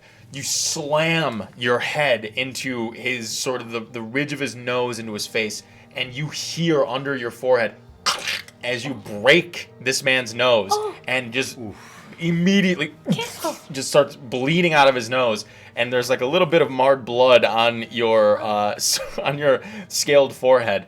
Doesn't hurt you at all. Now, I'm very sorry about that. And I he just, forgot, you fucking broke my nose! I forgot you're very weak.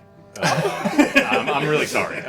Here, let me help you up. And you just sort of help him up, and he reaches out and grabs you as a reaction. Kaz at the top of the initiative. So he grabbed Kill. Kill. Yeah, so he's like holding Kill as Kill's like trying to help him up, and he like aggressively grabbed him. Right. I'm about to escalate the situation. Yeah. oh no. I'm gonna do what's called a pro gamer move. I'm gonna pull out my dagger. Oh shit! Okay. And I slit his throat. Fucking kill him. Commit murder, streamer. I'm considering it, but I think what's more likely to happen in this situation is I'm gonna hold it to his neck as he's like grabbed Kill, and I'm just gonna say, you might want to think twice about that, mate. Word up. Go ahead and make an intimidation check with advantage. Hell yeah, dude. Where's my other D20? This is There going it is. so well. Oh, I love it. I rolled 2 4s, so that's an 11. 2, 4, so an 11. Good to know. You say this, and you can you can see his body tense up. You don't necessarily see any reaction besides like fuck. Is that gonna be the end of your turn? I can't grapple him while he's not technically grappling Kill, is he? He's like in the process of trying to do that. Okay. And so- you could grapple him while he's grappling someone else. Yeah, I think that's what I'm gonna try to do. Double suplex.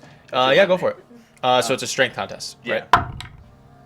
It's athletics versus athletics. He has to do athletics. I can do athletics or acrobatics. I think it's, well, you can rule it either way. I think it's technically you can only use acrobatics when you're trying to escape a grapple. Ah, I word. think the initial grapple check is. I was gonna do athletics anyways. He's not an agile person. That's not bad. I rolled a 14 then. 20. All right. That's You fine. go to just sort of like you still hold the knife there. You go to like reinforce your grip, and you have a hand on him per se because he's not moving because you have the knife to his throat. But you grab him and you're like, oh fuck! Like I have no control over this. no, man. you don't. I have the knife. You have the knife. He is certainly within the power to move himself away from you. Is he a human, by the way? No. He's a goat. Well, He said it. you don't know. Cassandra's Oh, he's the a only big one that knows. halfling, He's that's a big right. halfling. Fuck it, yeah. Who cares? He's a big halfling. So he's a little shorter than Kaz, but like not like traditional halfling height. So, ooh. I'm just gonna put that on repeat instead. Where are we? Yes. Great. Okay, cool. So, that's the end of your turn, Kaz. Kill. It is your turn. Yeah, I say, man, I really am sorry. I sensed a lot of intense stuff coming off you. I got a little, little instincts popped in. Let me just help you out, and I try to like put him in like a bear hug grapple.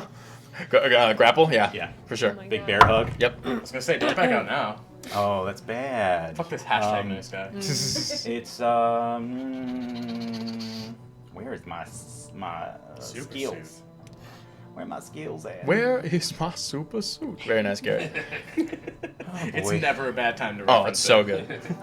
Yeah. What up? We have a wild magic. So Oh, wild magic! Yes, who redeemed it? Who redeemed it? Perfect time. Twenty-sided ninja. Oh, yes. What up, Dale? Oh, fuck yeah. I got a 13 on the. What's that? 13 on the grapple. I got a 7. No, No, you're gonna just surge now. immediately. Right now? So, Yeah. so Kill successfully picks up Lincoln and holds him in the air as Indigo just sort of watching all this happens, turns, goes to sip his wine, and you feel like a oh no. Go ahead and roll a D100. And we all get fireballed and die. All right, 46. 46. Okay. What does it mean? Pulling up my surge table right now. Oh boy, my aging is precarious. No. You did say that these ones are not going to That's be true. as potent. Yeah. Well, we'll see. It's episode 1. Yeah, we'll see. We just got here. No, it's Please. dope. It's dope. I would like to So- live. Indigo, as you go to sip, you feel this weird feeling underneath you, and you rocket 10 feet up into the air. And you don't. 10 feet up. You hit the ceiling. You don't hit it hard enough, but you just sort of like rocket up, and you're just like sort of stuck up there, and you're like, His horns. oh. And your horns are stuck up into the ceiling, and you're just sort of like, ah! And you hear, and the wood that is splintered from your horns gives way, and you fall, sort of in such a way that you actually land crotch first on Lincoln. And Lincoln's just, and like as Kill's holding him, and you're holding the wine, and and you hear under you. I have not spilled a drop. No, absolutely not. Share this to the face-sitting channels. Oh yeah, face-sitting channels, 100%. So Kill, you're currently holding Lincoln, back of Indigo, sort of right in your face, while you can hear the muffled sounds of Lincoln just sort of thrashing. Kaz, you instinctively pull your dagger out of the way as Absolutely. Indigo falls. Sort of reach up behind, or you get close behind him in like a sandwich, and you hold the dagger still at the small of his back. Yeah. And you can feel him like muffled yelling under the robe of Indigo, but also like still tense because of the knife. Can I also press his head into it? Oh sure, yeah, sure. It gets a little warmer down there. A little motorboat action. Oh, very nice. A little, yeah, this isn't bad. Hey, buddy, thanks for that. That Thanks for the help. I appreciate it. Your crotch is gonna And be covered in I blood. just walk the whole stack. Yeah, I you just walk walk the whole everybody stack out the saloon. Yeah, for sure. Yeah. Everybody just slowly begins to move out of the saloon. You hear behind you, Mywin, oh, you forgot the rum. Do you? And she just sort of like scurries out. I will absolutely leave initiative if I have Yeah. to. We'll come back to that in a second. That is the end of your turn, Kill. Yeah. Cassandra, it is your turn. This like Megatron like Zord. What is it? Megazord? Megazord like being made up of your friends, and Lincoln is trying to exit the building at this point. They're leaving? That is what Kill is trying to do. He's trying to move the whole group out of the building. Okay, everybody just needs to calm down.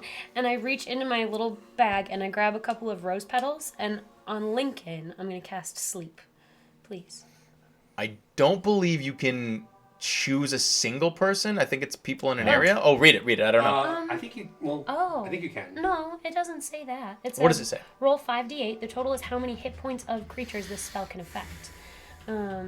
Oh, so roll 5d8, and then I did. Oh, Just all okay. fall asleep. It's fine. yeah. no. So it's an No, area it's of just gonna effect. lower- No, I know. So it's an area of effect, But it says starting with the creature that has the lowest current hit points. Yeah. So- which will be so him. it is an And area. then So it'll. So what did you roll? I rolled 19.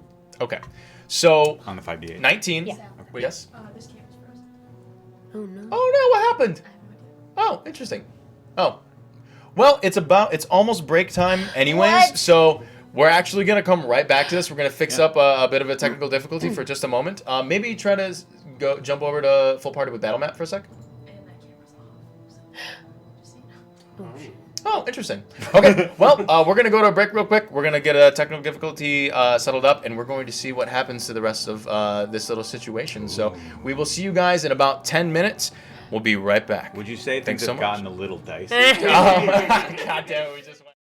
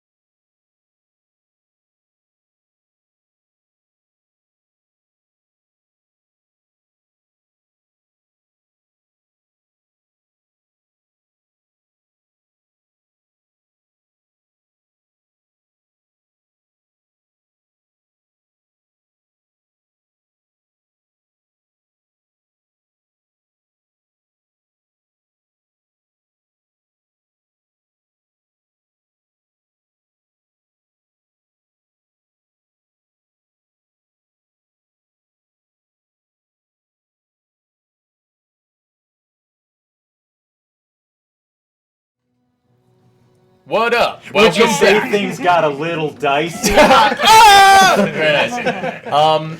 Thank you for your patience with the technical difficulties. We basically, fixed them. Hopefully it sounds good. Hopefully we look good. Everybody wave. Say what up. Sick. What up? Very cute. So we're going to jump back into what's left of this little initiative. So, hell yeah. So. There won't be much more after this. Oh, I sprinkle rose petals and I cast sleep. sleep. On Lincoln. Your roll was 19. Yes. So. It's an area of effect spell, right? It is, but it starts with the creature with the lowest current hit Yeah. points. Yes. And it all the way down to the point of unconsciousness Yep. if it can get there. Oh yeah, I will. Okay. So. Okay.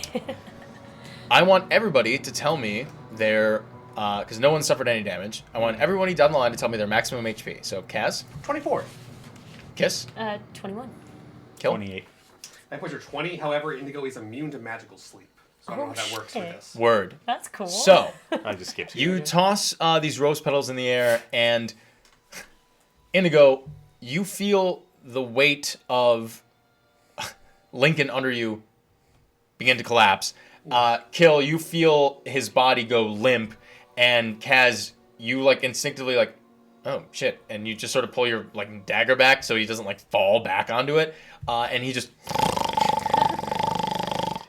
And it's a little bit of a weird sensation from the vibrations of his voice going. But he's still stable? Is still a functional stat? Well, you're holding him, so. Alright, good. Yeah.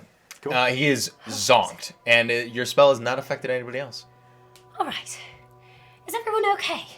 Yes, I'm doing quite well, thank you. I'm great. I'll be right back. I'm just taking out the trash. I'll be a little better once I get that rum. This went exactly how I expected it to. Very You really good. didn't You have all, you all right up there, buddy? Are you Yes, still in the yes. ceiling?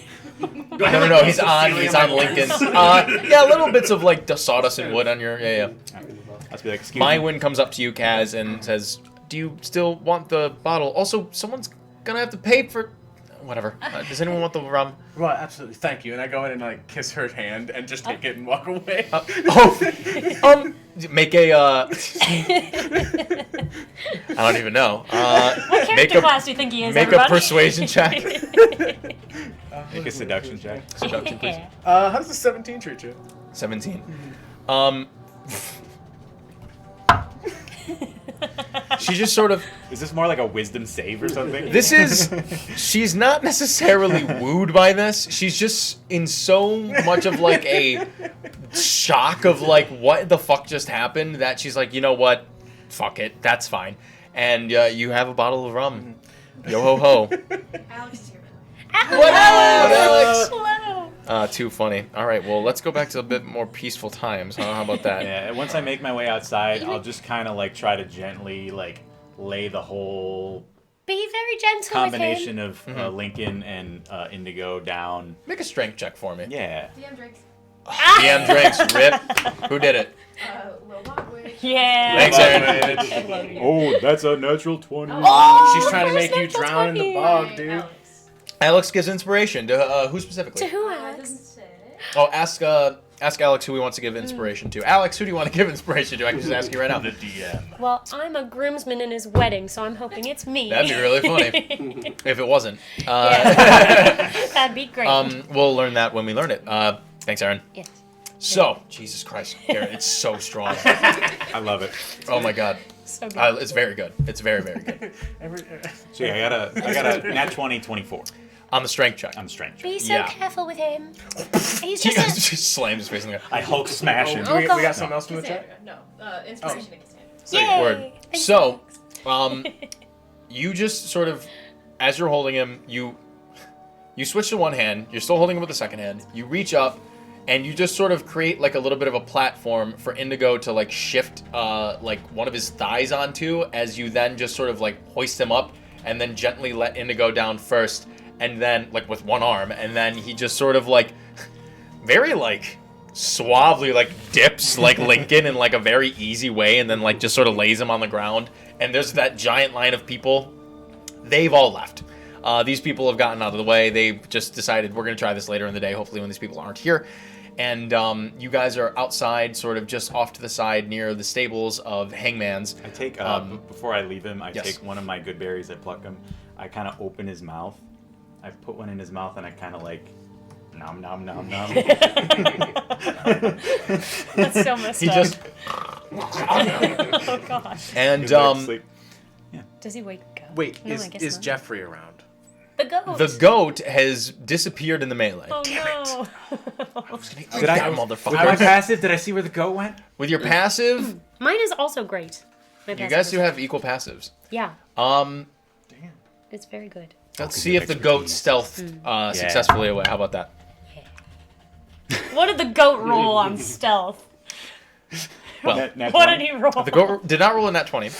The goat rolled a 15, Oh. and his dex modifier is -1. Ah! So you did, in fact, see Jeffrey just sort of like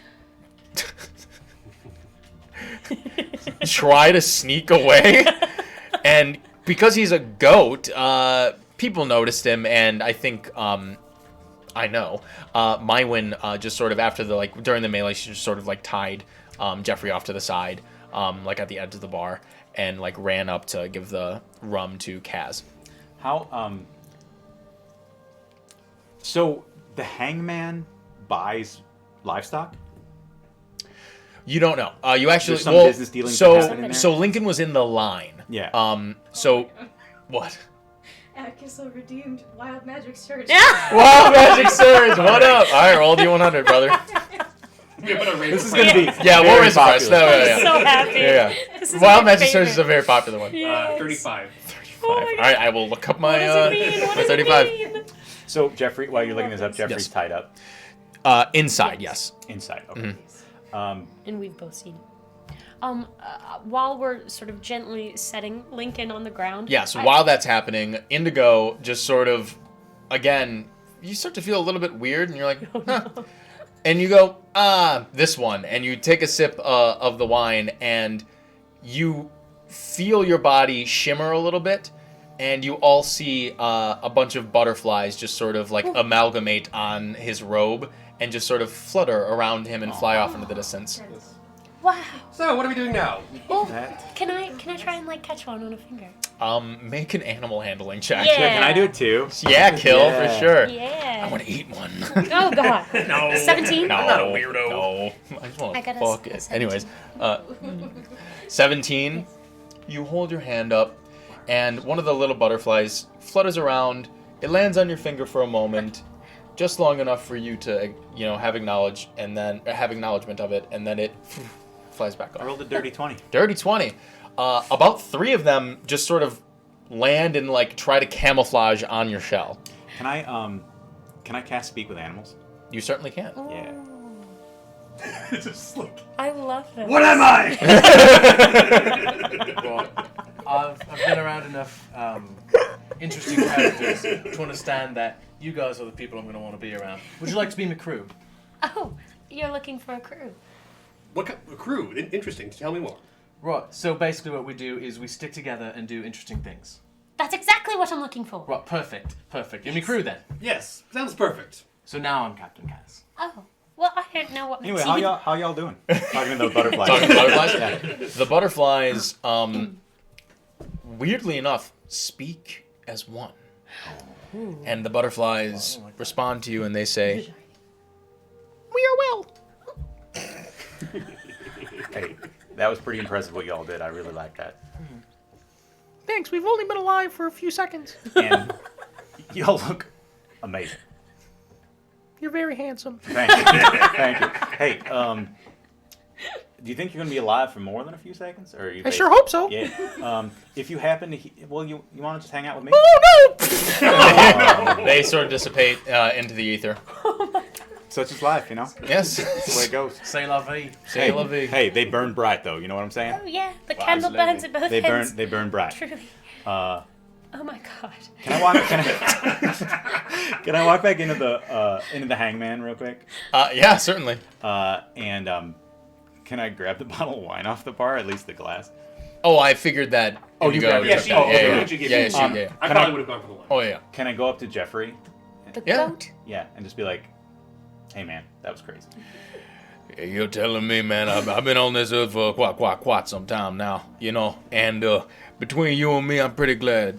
I'm pretty glad that you took me away from that Lincoln Villa. Hey, you seem like a cool guy. You wanna hang out? Yeah, where we going? All right, well, I don't know. It could be fun. Shit. Hey, you ain't ever. Wow. Hey, you ain't ever heard of no. It's a mushroom. It's called I like them. the coral's friend. What are you talking about? Well, I don't really know, to be honest. But it's a mushroom. You said you like those. I eat them. Yeah, you eat them. I eat them too. Hey, let me hook you up. Oh shit. Yeah, that one's good. All right, so I heard there's a mushroom called the coral's friend. Coral's friend. Coral's friend. Yeah. I don't know shit about nothing. Yeah. All right. Well, you know what? That's okay. I like that you can admit that. You and me are going to be cool. And I say, hey, anyone in your mind if Jeffrey hangs with me?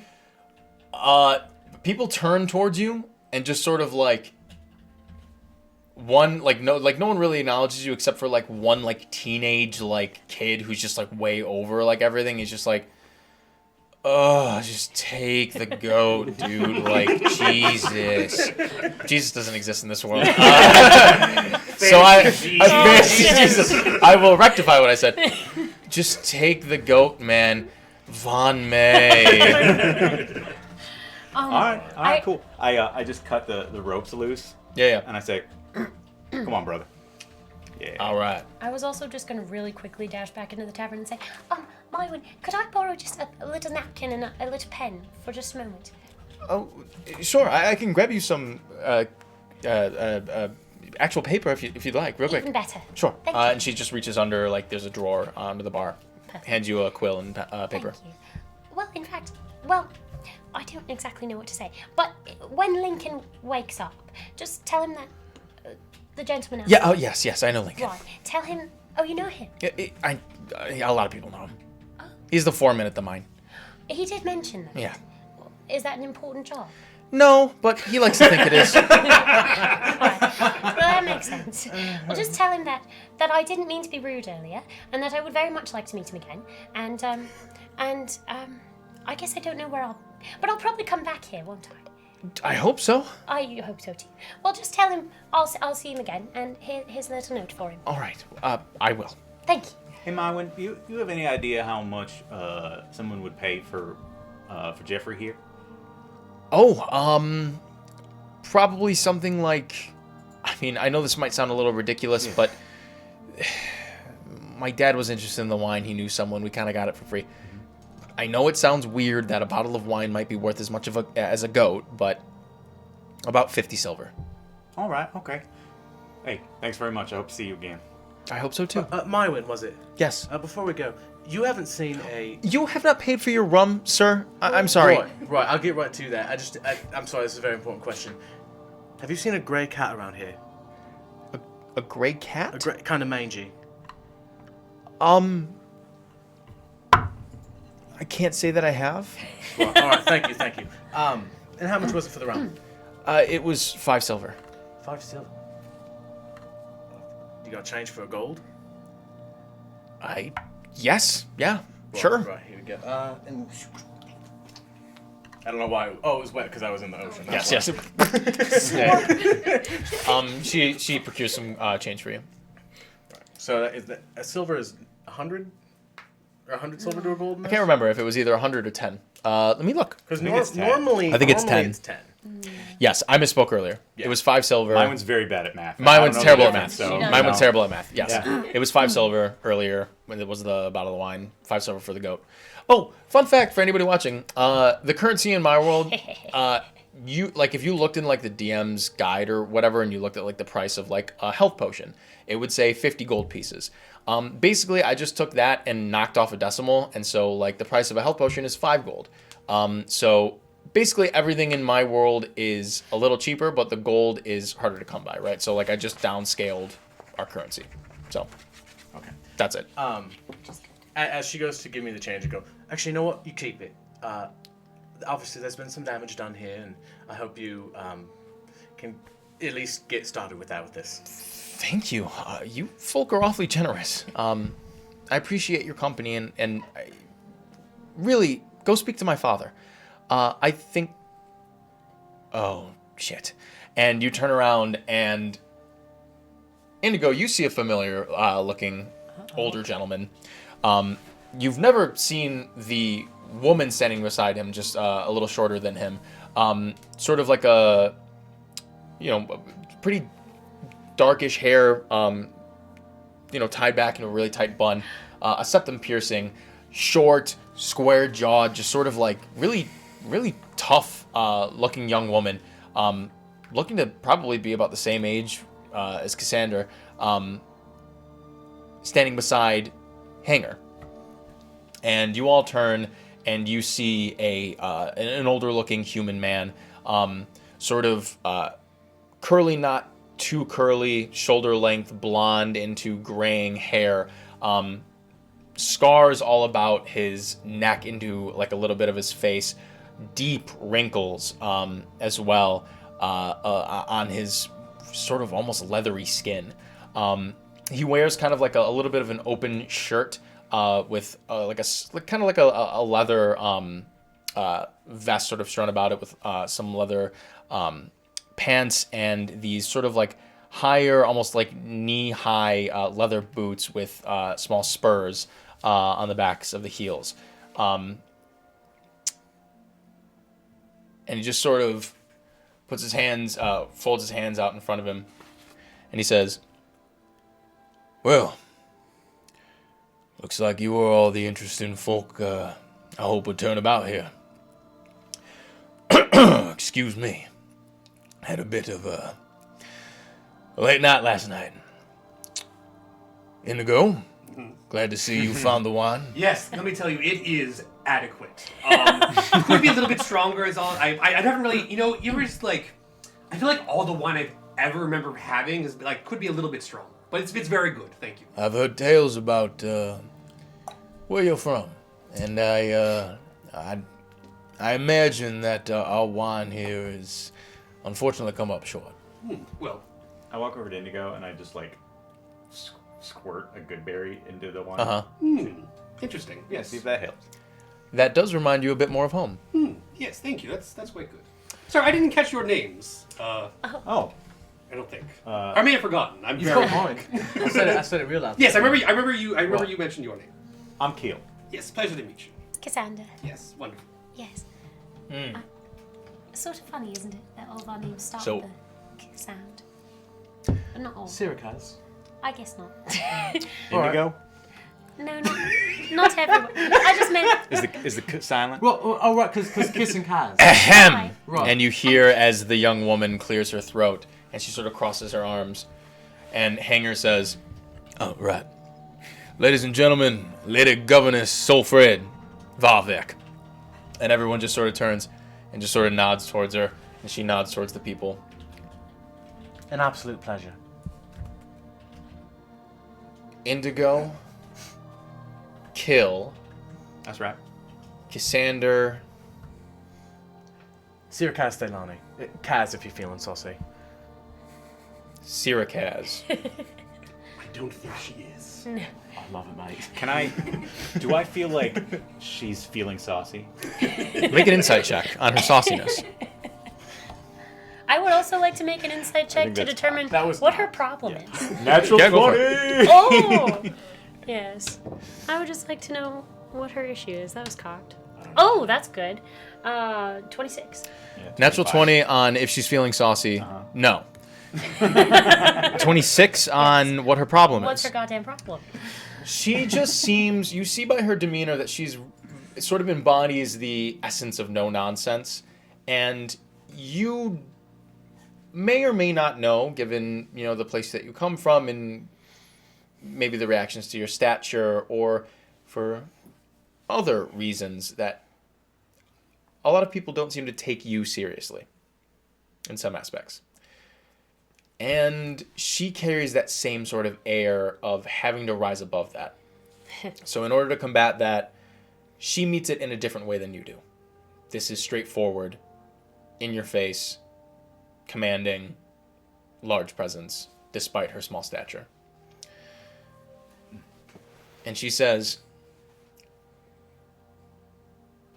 I've been looking for some people fresh off the boat to hopefully do a few services in the name of the good folk here in Eodra. Hanger has told me a little bit about you, Indigo. All the things I hope. Mostly. And Hanger just scoffs at that and nods at you, Indigo. And she turns and she says, I saw the commotion while we were walking up. You all seem pretty fit. Quick with a blade. Strong. Whatever the fuck you've got going on. Excellent balance. Sure. You've got a silver tongue, it seems. You all looking for coin? The Yes. crown's paying. Anything for you, love. My crew is at your service. That's Lady Governess, Sirakaz. Right, Lady Governess. What sort of work did you have in mind? I believe Hanger's talked a bit about it with you, Indigo. Yes, the what was the haha bush? What was it called? Oh, the Close. bird. Nanabush. Nana bush. Yes. Right. There's, well, we've had a few problems. My men are busy keeping the peace at the docks. You know, we've got a lot of different things that we're trying to figure out here in town. The farmsteads around where we grow our crops and whatnot. They're near the areas where we had to knock down a handful of trees and whatnot. Set ourselves up out there. They've claimed that there are reports of their livestock being lifted off in the night. I'm not too inclined to believe it, but I sent Hanger over to speak with the moorfolk. He spoke with Althaid, and apparently there are a few urban legends of theirs that depict a great bird of prey that, I don't know, is capable of these such feats. They warn that there's an omen associated with it, blah, blah, blah, dark tidings in the future, etc. I don't know about all that bullshit. All I'm saying is right now, our livestock are being hunted and are being lifted.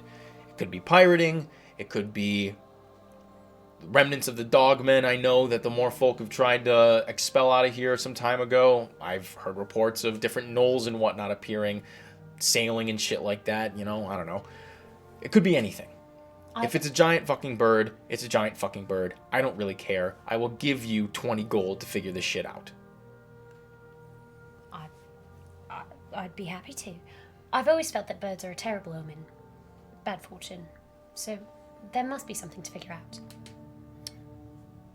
Right. Do I know of any? Are there any like large birds of prey like approaching that size in the Maritimes that I know of? Make a nature check.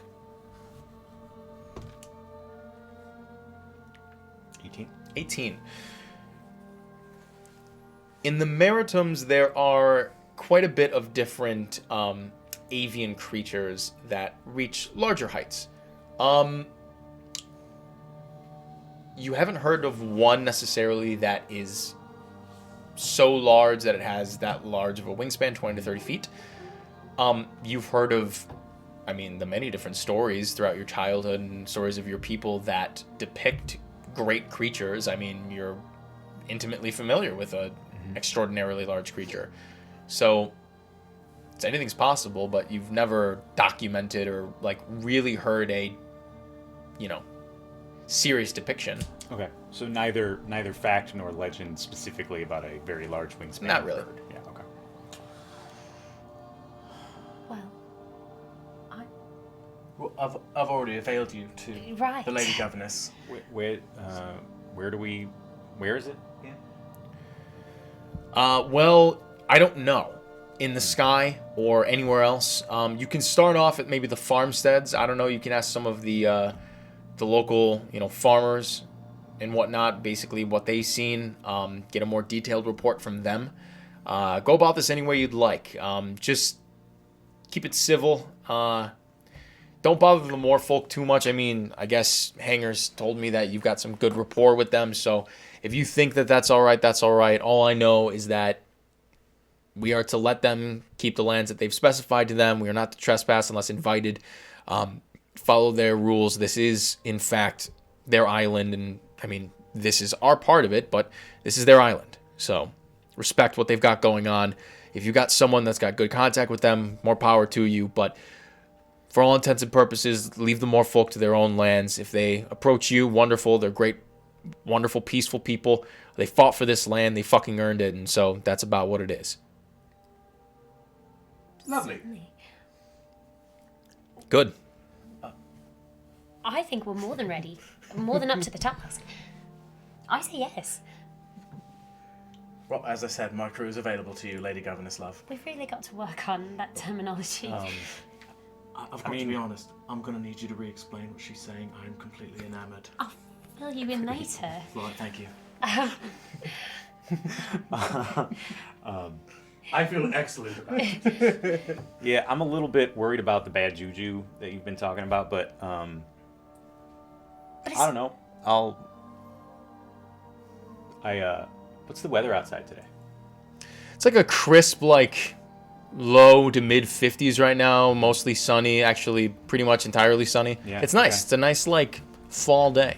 Even though it's the springtime? I can't remember off the top of my head. I think you made it fall. Fall. It is the fall time. That makes sense because I'm saying that. But it's like mostly sunny. Yeah. You literally get to decide. I know. This is your world. All right. So You know fun. what? You know what? Let's give it a go. Great. So, Can I ask one more question? of course. Can I see if I can get any insight into whether this is a person who would appreciate a compliment or be annoyed by it? Make an insight check. 12. 12.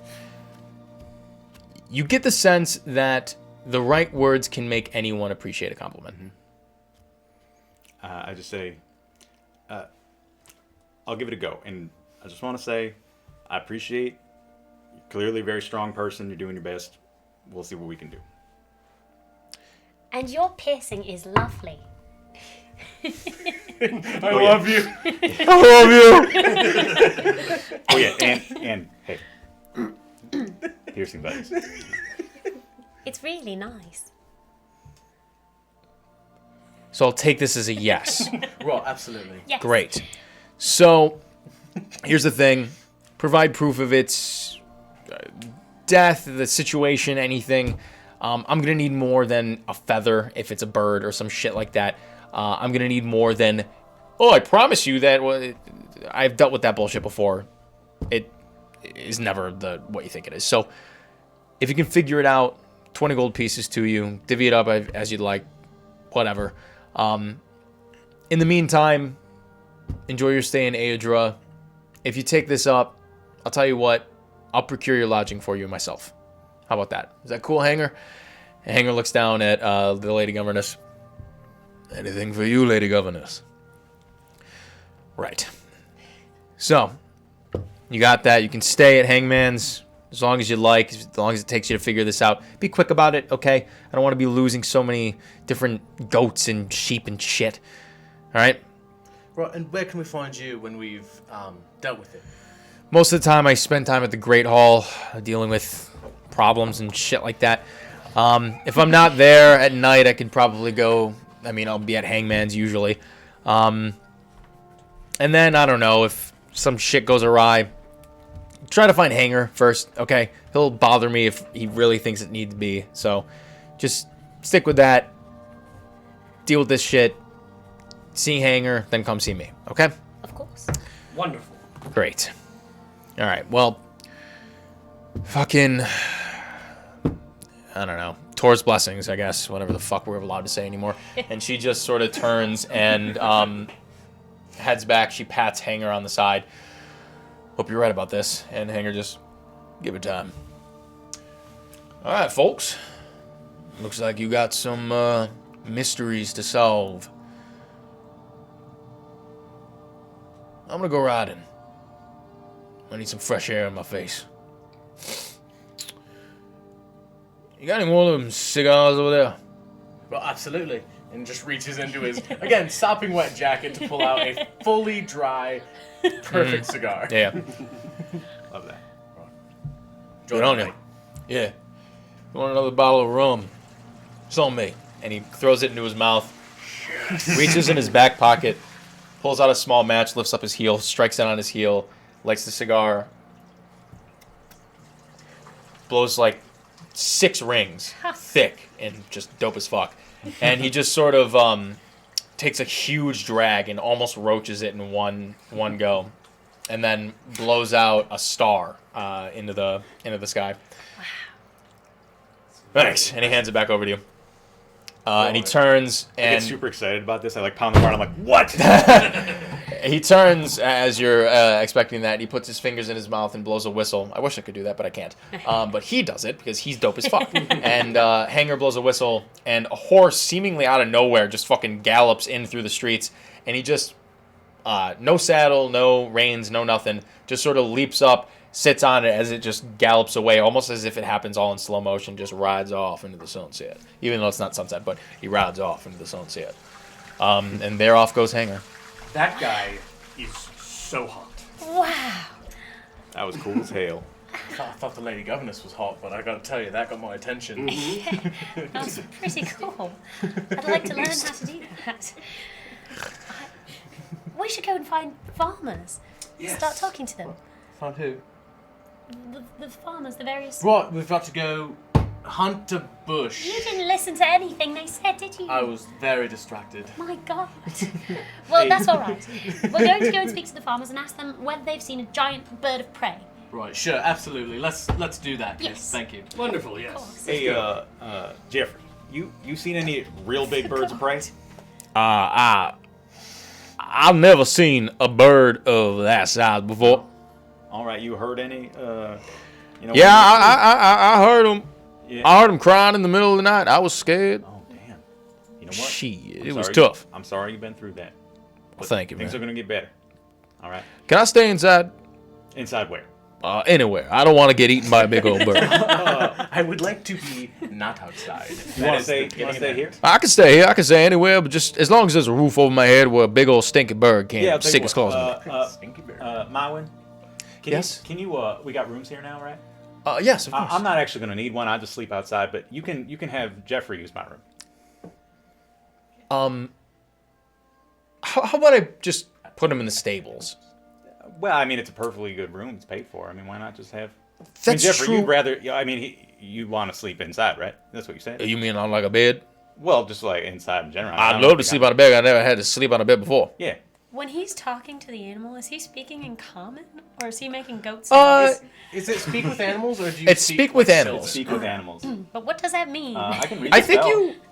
Yeah, read the spell. I Understandable. feel Spell. like you speak common, and then just like their sounds, you are You able gain the to. ability to comprehend and verbally communicate with beasts for the duration.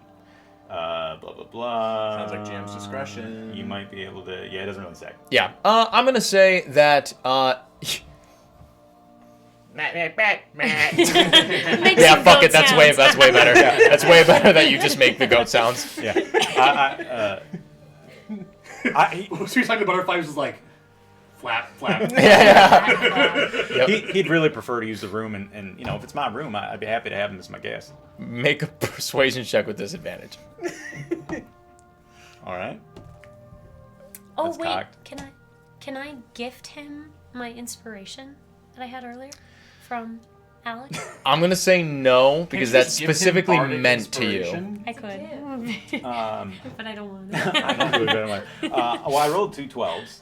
2 12s, okay. I think it's just a 0. Okay. Plus 0, so 12. 12. She just sort of sighs.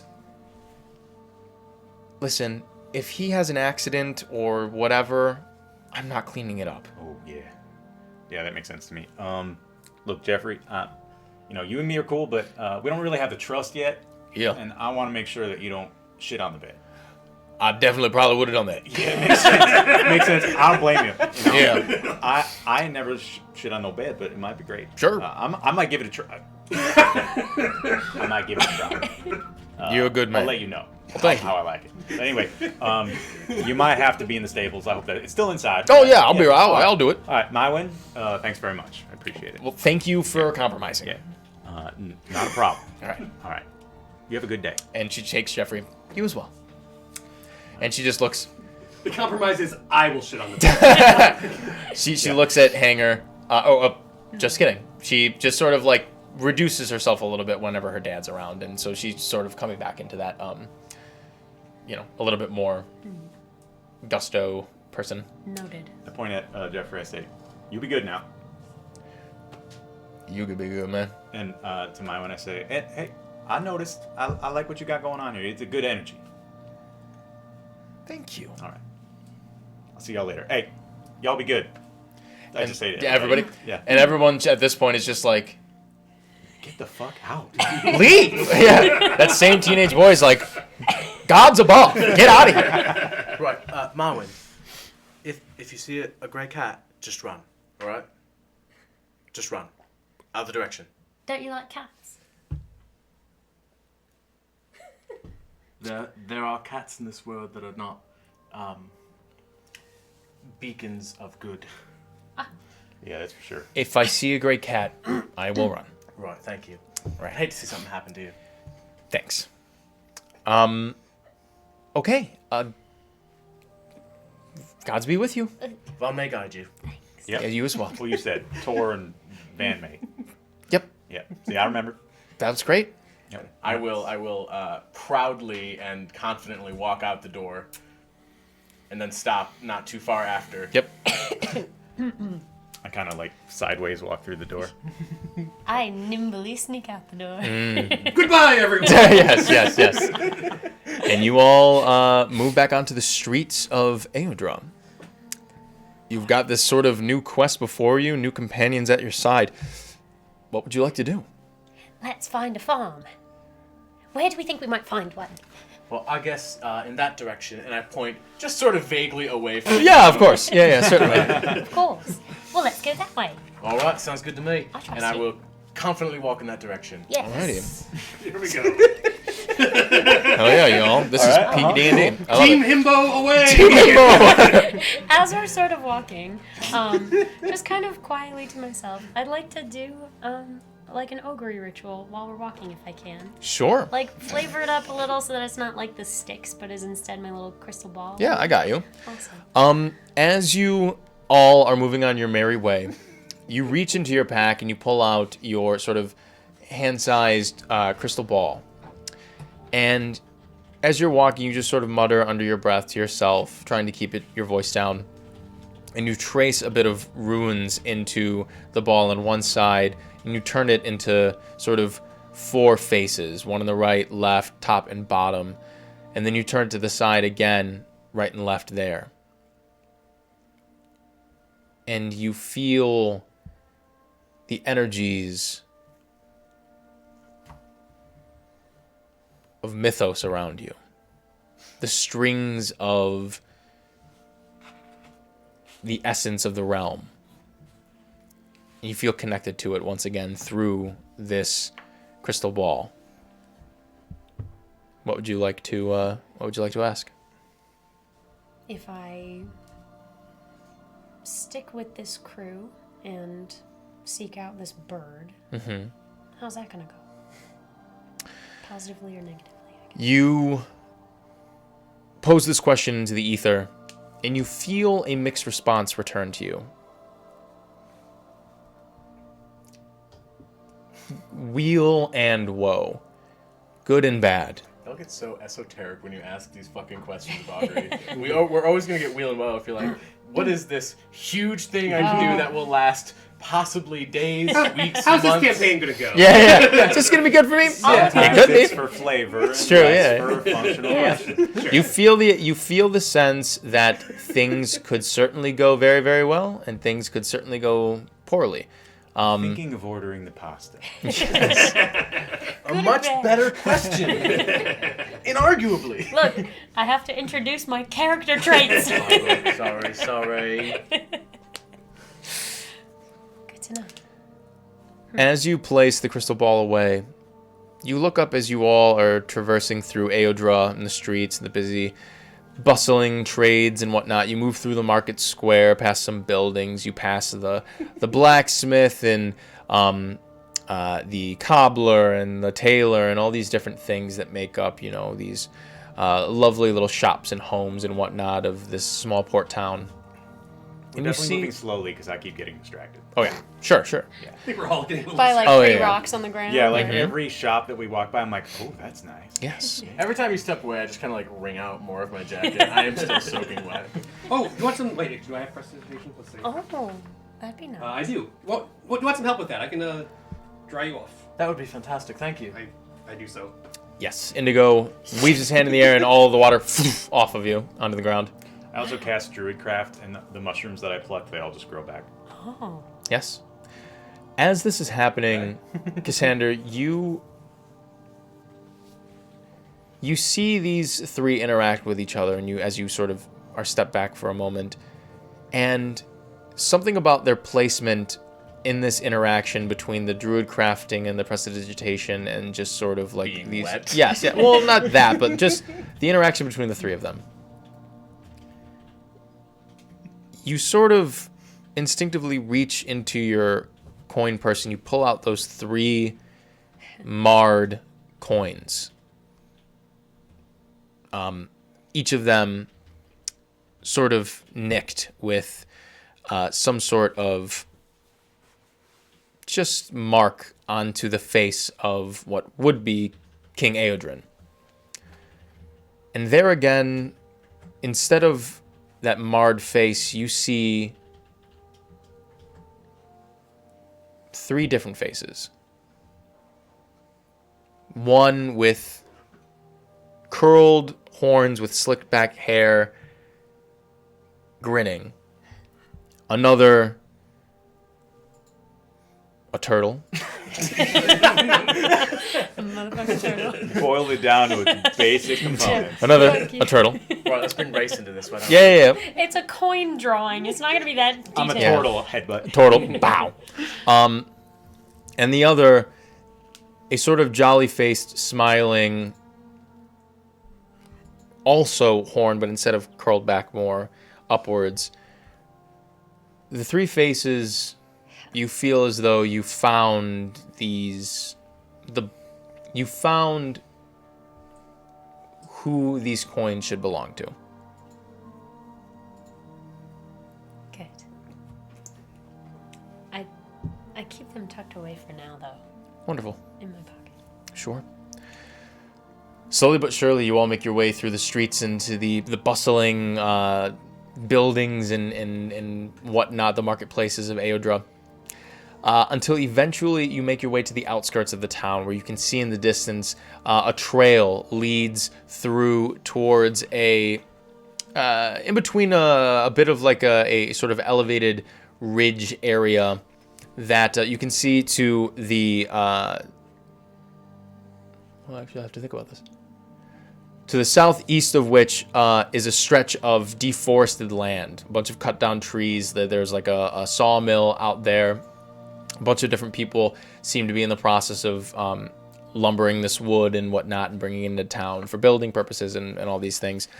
Beyond that are 2 different ridges that elevate the land, and then beyond that is a vast forest. Indigo seems to have mentioned that this is the Saukwood, where a lot of people have said that the Moor folk seem to make their homes in. Is this the forest that I saw when I landed on Yes. the Mm-hmm. By the way, one more thing. When Yes. I first arrived here, was I far enough away from the town that like the spectacle of what was happening would not have been noticed by anybody? Or you know what I'm saying? Yes. Yes. Okay. Mm-hmm. For all intents and purposes, this is what you're working with. There's a map. There's a map. Oh my god. All right. Oh wow. So this is the Oh. wood we're going? This is probably upside down. Yeah, there we go. So these must be all the plains, like farmlands. Actually, I don't know if this Do is you upside think? down. Which way is north on this? Sorry. Show it to me. You're holding it upside down towards me. There you go. That's right side up. Oh, yeah. So, okay. Yep. There you go. So on the bottom is the port town, and then north is straight up, and then those are the directions. Yes. Those little crisscrosses are farms. Oh, we Yep. should go there. See, I told you. We just follow me, and I'll bring you up to farms. Sure thing, Captain. Yes. By the way, I like that. It's just now occurred to me. Why were you wet? Why were you wet? Well, I was covered in water, you see. That does make that tracks. Right. Yes. Yeah. You gotta think about it for a second, mate. Yes. I have follow-up questions. What? I have Ask none. away. Let's go. That sounds fun to me. Have I ever seen a tiefling before? Have you ever seen a tiefling before? I love our himbo crew. No, really, no. You have not. He's the only one who actually has not seemed. Well, Indigo didn't really react to you, in the sense, but you get the sense it doesn't really react to anybody. You people all look the same. Kaz is probably the only other person who seems to have seen someone like you before.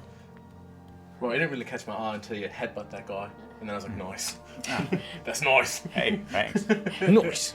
I still think we could have been a bit gentler with him. He's just a man. I was pretty gentle, I think. Yes, but I think you're rather more forceful than you think you Yeah, are. but I cleaned him up and I gave him a little berry, and he'll be Which was fine. nice. He'll be fine. That was He the just right took thing a to little do. nap, right?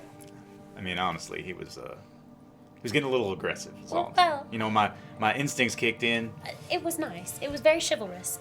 You know, I do enjoy a good bar fight every now and then, a bit of a rough and tumble. I don't think he was feeling the vibe. I think his feelings were Well, hurt. absolutely atrocious vibes from him. Yes. Well, I didn't think his vibes were that bad. He was nice to me. Well, he came in and tried to assert ownership over you. It was gross. Well, no, just because we had been friends a minute before. We'd only just been talking. What, do you own your friends? Well, no, but I think he thought that we might keep talking. Is that what friendship is like? I only got one friend, and I usually just give him mushrooms, and he tells me stories. So I assume that's what. That sounds But lovely. he never tried to say that I got to do what he wants me to do, because I would have headbutted him. Probably. Right, absolutely, as you should. Yeah. Fair enough. It sounds like a lovely friendship you have. Besides, he'll be fine. He will. He'll be fine. Of I made course. sure of it. I even matched it up, so he'll be. Mashed it up. Yeah, the berry. Oh, good. Yeah. How'd you like it, by the way? Right, and his face. Oh, it was really good. Would you like one? Oh, absolutely. Yeah. Thank you. You really? just grow those Uh, of yourself. Yeah, I grow them. They keep me, feeling satisfied all day. I used to do more hunting and fishing, but now I mostly just, live off berries and shrooms. Just careful you don't get dependent on that sort of thing. I don't know what you mean, but thanks for the advice. Yeah. But anyway, you seem to have you met some folks like me before? Well, I've seen the occasional tall. Yeah. Okay. Cool. Tall. Yeah. Yeah. Yeah, that's right. Oh, not I've- turtles. I've spent no, absolutely. Yeah. Well, I mean, I've you've probably seen seen a turtle. too, I've seen absolutely. turtles too. But I spend a lot of time in the water. All right. That's cool. Right. That's cool. Which is again why I was wet earlier. All right. Because you were out on the water. Because I was in the water for a little bit. Yeah, Yeah. you went for a swim. You were swimming. Yeah, more or less. Well, that's nice. It's a good time. Sorry we've interrupted your beach day. Well, no. Well, see, I was pretty much done, which is why I went to the tavern. Right. No, that's good. I'd had my fun in and around the water, and so I came up to the inn to dry off. You feel like you're sort of avoiding some details. Well, of the I can see story. how you think that, but follow-up question: do you think the lady governess was single? Do I think the lady governess was saying? You can all make inside checks. Yes. Now I would like to use my inspiration. Yeah. Perfect use. Yeah. 8. It's a really good one. Yeah. Nice. 25. Thanks, Alex. I got a 10. Indigo, you couldn't give a shit. 10, you said kill? Yeah. Everyone needs a partner, you think, and maybe she has one, and maybe she doesn't. What did you two get? I got a 8. 25. Kaz, she's definitely single. I was pretty sure. Cassander, I would have believed it, no matter what she you said. seems like someone who would be probably too busy to be able to actually feel like she could give enough of her time to someone. Is the vibe that you get from her. She seems really career oriented. Well, absolutely, I love it. No, I do too. It's very admirable. Right. But she sort of reminds me of my sister in a way. Very focused and. Oh, you have a sister. Is her name Hug? What would Wait a you- second. Did you? Kiss and hug? I get it. It's just a That was joke. good. Very good. That was good. Yes. Yep. Oh, very good. Yeah. You know, that's- Thank you, mysterious stranger. Kiss really isn't my full name. It's Cassandra. Right. Yes, I knew that. It's Cassandra. Yeah. Right. But my sisters, their names sort of. Huganda. Well, you're sort of on the right track. It's Meander and Oleander. They're my Oh sisters. shit. Oh, you have two. Yes, Right. Okay. but they're Did I hear that? right? anyway. Meander Well, they and- are. I might have had too many berries. Well, Meander does a lot of the studying things. She's very academic. And Right. Oleander, she's got an interesting job. I should let her tell you about it sometime. She makes a lot of people very happy. Are we talking about? Nice. Yes. Awesome. Awesome. But my point is that this lady seems much more the studious variety. Right. Less. Yes. Very strong type. Yes. I love the kind of woman that can kick my ass. Well, that's good. But I don't know that she wants to kick an ass in that way. Well, I think she does. You do. I can make her want to kick my ass. I bet you could. But you know, there's a time and a place Well, absolutely. for love, Right and now. for settling down. You know, like a long time in the future, probably. Sure. Like, you know, Right. yeah. Yeah. Settling Af- down's after- for the old people. After we you know what hunt I mean? the Yeah. flying bush. Yeah. Yes. Right. I Right. agree. What Plenty else of have time we- for that sort of thing after we kill that bird or whatever. Bird. Right. It The doesn't bird. matter. We're talking to a farmer. Yes. Correct. We'll find one. Right. The very first farmer we see. Right along this path that we've been walking down while we've been talking. Yes, we 100%. Oh, you've arrived at a farm. Hello, we did Look it. at that. Yes, yes. You approach a rather large farmstead.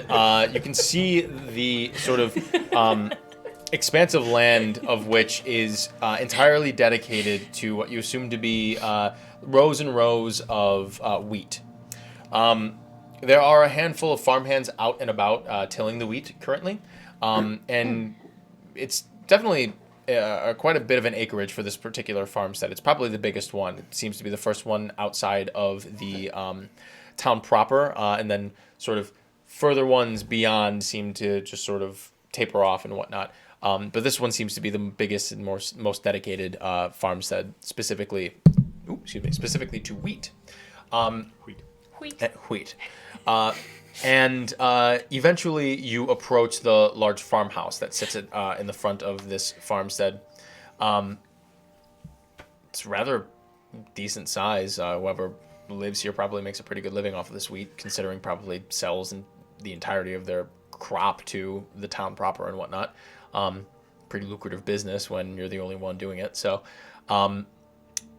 you approach, and there are rather large doors on this sort of like almost mansion-esque farmhouse that sits in front of this place. You have a feeling almost that you look out into the distance that a lot of the lumber was probably even devoted just to this building in general. It rivals the size of the Great Hall in the town proper. This here's a lot of grass. Certainly, you could say that. There's like a front door? There is. Right. Absolutely. It is a house. Do you think we ought to go knock? Absolutely. Why wouldn't we? We came here to talk to a farmer, right? I just wondered if we'd maybe better walk into the fields and talk to them that are already working, or interrupt the people in the house. What? You would rather interrupt the people working I don't than know. the people in the house? They might have a better idea if they've seen a bird flying overhead. Do we see? Well, is there actually, any, I can follow that. That makes sense. They spend more time outdoors. Right. Are there any people like just walking around working? Yeah. Out in the fields, yes. You want to go out into the fields? Yeah. Sure, certainly. Let's do that. Absolutely. Let's go. Great. You head out into the fields, and you approach who seems to be a sort of, mid-30s-ish, shorter fellow. As you begin to approach, you can see as the your point of view becomes a little bit more clear. Actually, it turns out to be a dwarvish fellow. And at this point, you're like, oh. And he's like fully bearded, really, really rough and tumble, furrowed brow, like just sweating, shirtless at this point, absolutely just jacked to the tits. And he's just really, really just working the land, you know, hard working, seemingly younger man or so. Yeah, he's working hard. Doesn't seem to pay too much attention to you. He's just really focused on his work. If someone else wants. Hello. Sort of hits his tool onto the ground, wipes his brow, turns to you all. Hi. Hi. Did you not have a plan beyond that? I'm working up. Well, all right, I'll cover for a little bit, and you jump in when you've got your plan. All right. Um, It's kind of like something taken back. Well, we're looking for a giant bird. Have you happened to seen any like weird silhouettes in the sky, or anything like that? You stopped me in the middle of my work Well, you can to keep ask me working. about birds in the sky. Yeah. Well, we've been hearing that there have been sort of issues around the farms here. People's livestock sort of disappearing, and some people think it's due to a giant bird who keeps plucking them off. Have you seen anything like that? I'll tell you what.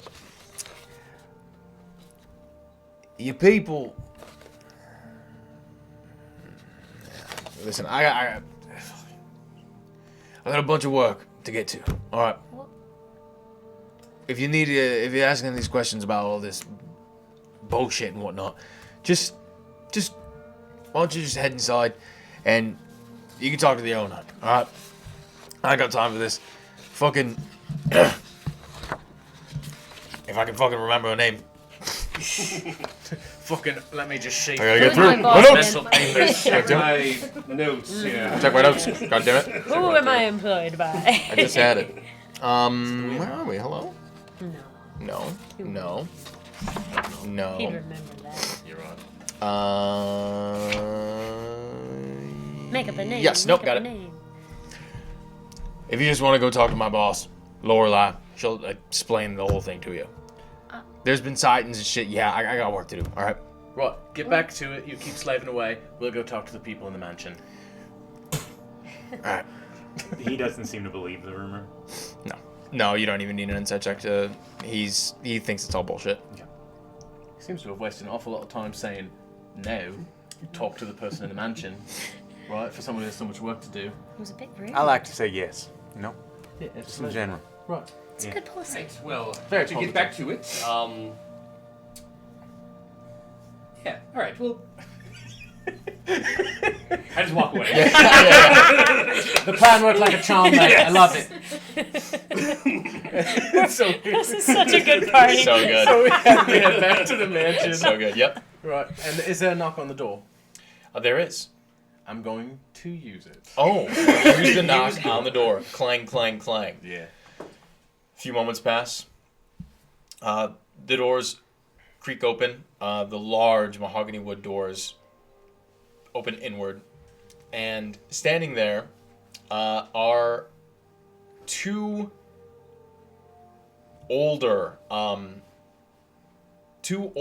half-elven individuals. One seems to be a man, the other seems to be a woman. And they just stand there, both in sort of identical clothing. One wearing pants, the other one wearing a dress, but everything about it is cut more or less as they were meant to match. And they're rather old. I mean, you can see that their ears are slightly pointed to denote their elven heritage, but not that they are full-blooded elves, as they are wearing the features of older humans. And they sort of stand there, not regally necessarily, but, like, not at attention either, but just, With chest out and, with good posture and purpose. And the male half-elf speaks and says, "Hello there. What can I do for you all?" Right, we're looking for a Lorelei. Lorelei or Lorelei? Lorelai. Lorelei. Oh, yes, Miss Lorelei. What business do you have with her? We're looking into the livestock that have been going missing, trying to find the creature responsible. Yes, did the lady governor send you our way? Yes. Yes, she did. Wonderful. You're here to take care of the problem then. Yes. Hopefully. Oh, wonderful. Give me just a moment. I will fetch Lady Lorelei for you in just a second. We will have an audience in a few minutes. Wonderful. Thank you. Oh, all right. Shall we go, Pip? Oh, yes, Pop. And then Pip and Pop, they make their way up. Pip and Pop make their way through a hallway to the right, and you just sort of stand there in the foyer, just sort of looking around, admiring. Was the worker? What kind of work was he doing? Was he like sowing the field? Yes. Or was he, so he's like digging like a ditch to plant. Yes. Can I, while we're waiting, can I just like meander back out to the field and just start like helping him? Sure. I'll just use mold earth and I'll just absolutely destroy him in a race Yeah, of 100%. tilling the land. He just like I'm gonna look over at him and I'm gonna be like, hey, you want to race? and he just looks at you. You all right? Alright, I grab my spear. He grabs his mold earth. Is it a hoe that he uses to do that? Yeah, he grabs his hoe. He's ready. Right. 3, 2, 1, go. Oh shit! And And I'm just like, yeah, and he's just like Earthbend. he just earth bends it. It's so good. Yeah. He's gonna try his little heart out. yeah. That's a natural 1. He Hell yeah. actually, as he goes down with the hoe, he just pulls a muscle on his back. He's been working super hard. And fuck! And just like you just earth bend the earth out of the way. Yeah. I'll say, hey man, good try. Here, eat this. It'll help. I promise. I know. Just try it. Don't knock it till you try it. Shellberries. And it just shit, and it sort of heals up his little back. Satiates him for the day. Yes. So nice. I'm just gonna spend a few minutes out there, like, vroom, vroom, vroom. Yeah, sure. Yeah. While that's happening, I'm looking around in the hallway. sure, get a perception check. Yeah. 5 cubic feet of earth every okay. 6 seconds. Oh yeah, you're absolutely killing it. 18. 18. Are you just looking for things of interest? Yeah. Anything Yeah. that stands out. You look around, and it's rather not empty in here necessarily, but everything about the foyer is very simple purposely.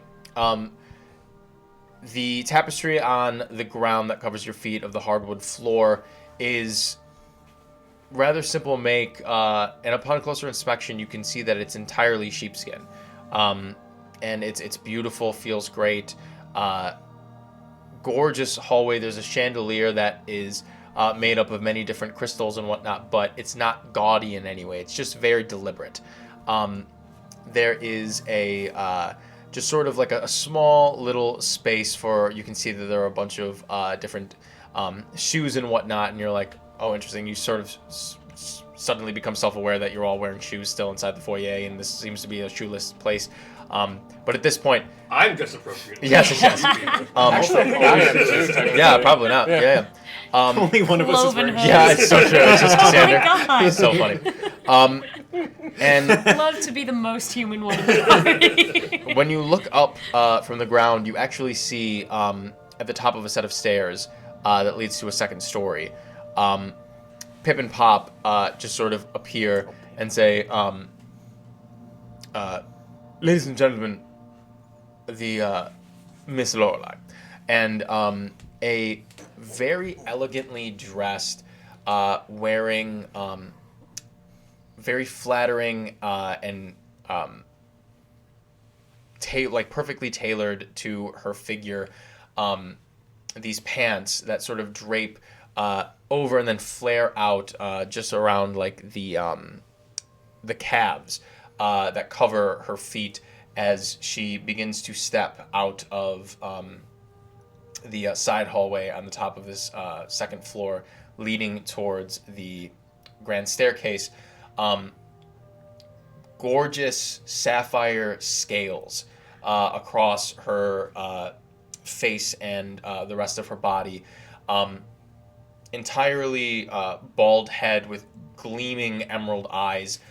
Jewelry all around her neck, onto her chest, with a very tight V-cut top tucked neatly into her super tailored flare bottom pants, with a rather long, thick sapphire tail that sort of whips around and just sort of glides around at her back.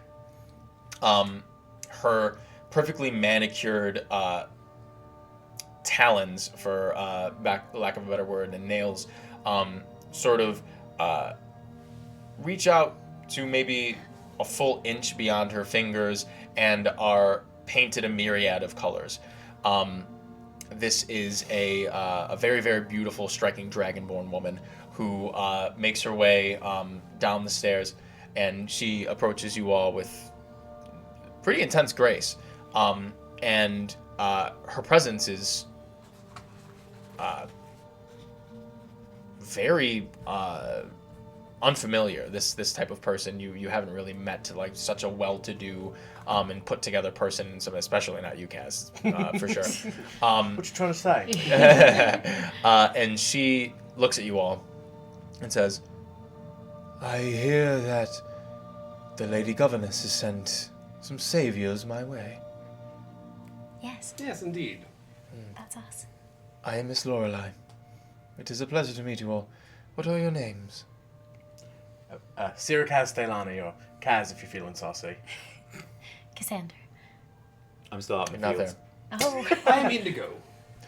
Well, have you all come to solve mine and the rest of the folk who live out here a problem? You see, there's this great creature that seems to be lifting up our livestock. I have some oxen that have been assailed, scarred and whatnot. I've been nursing them.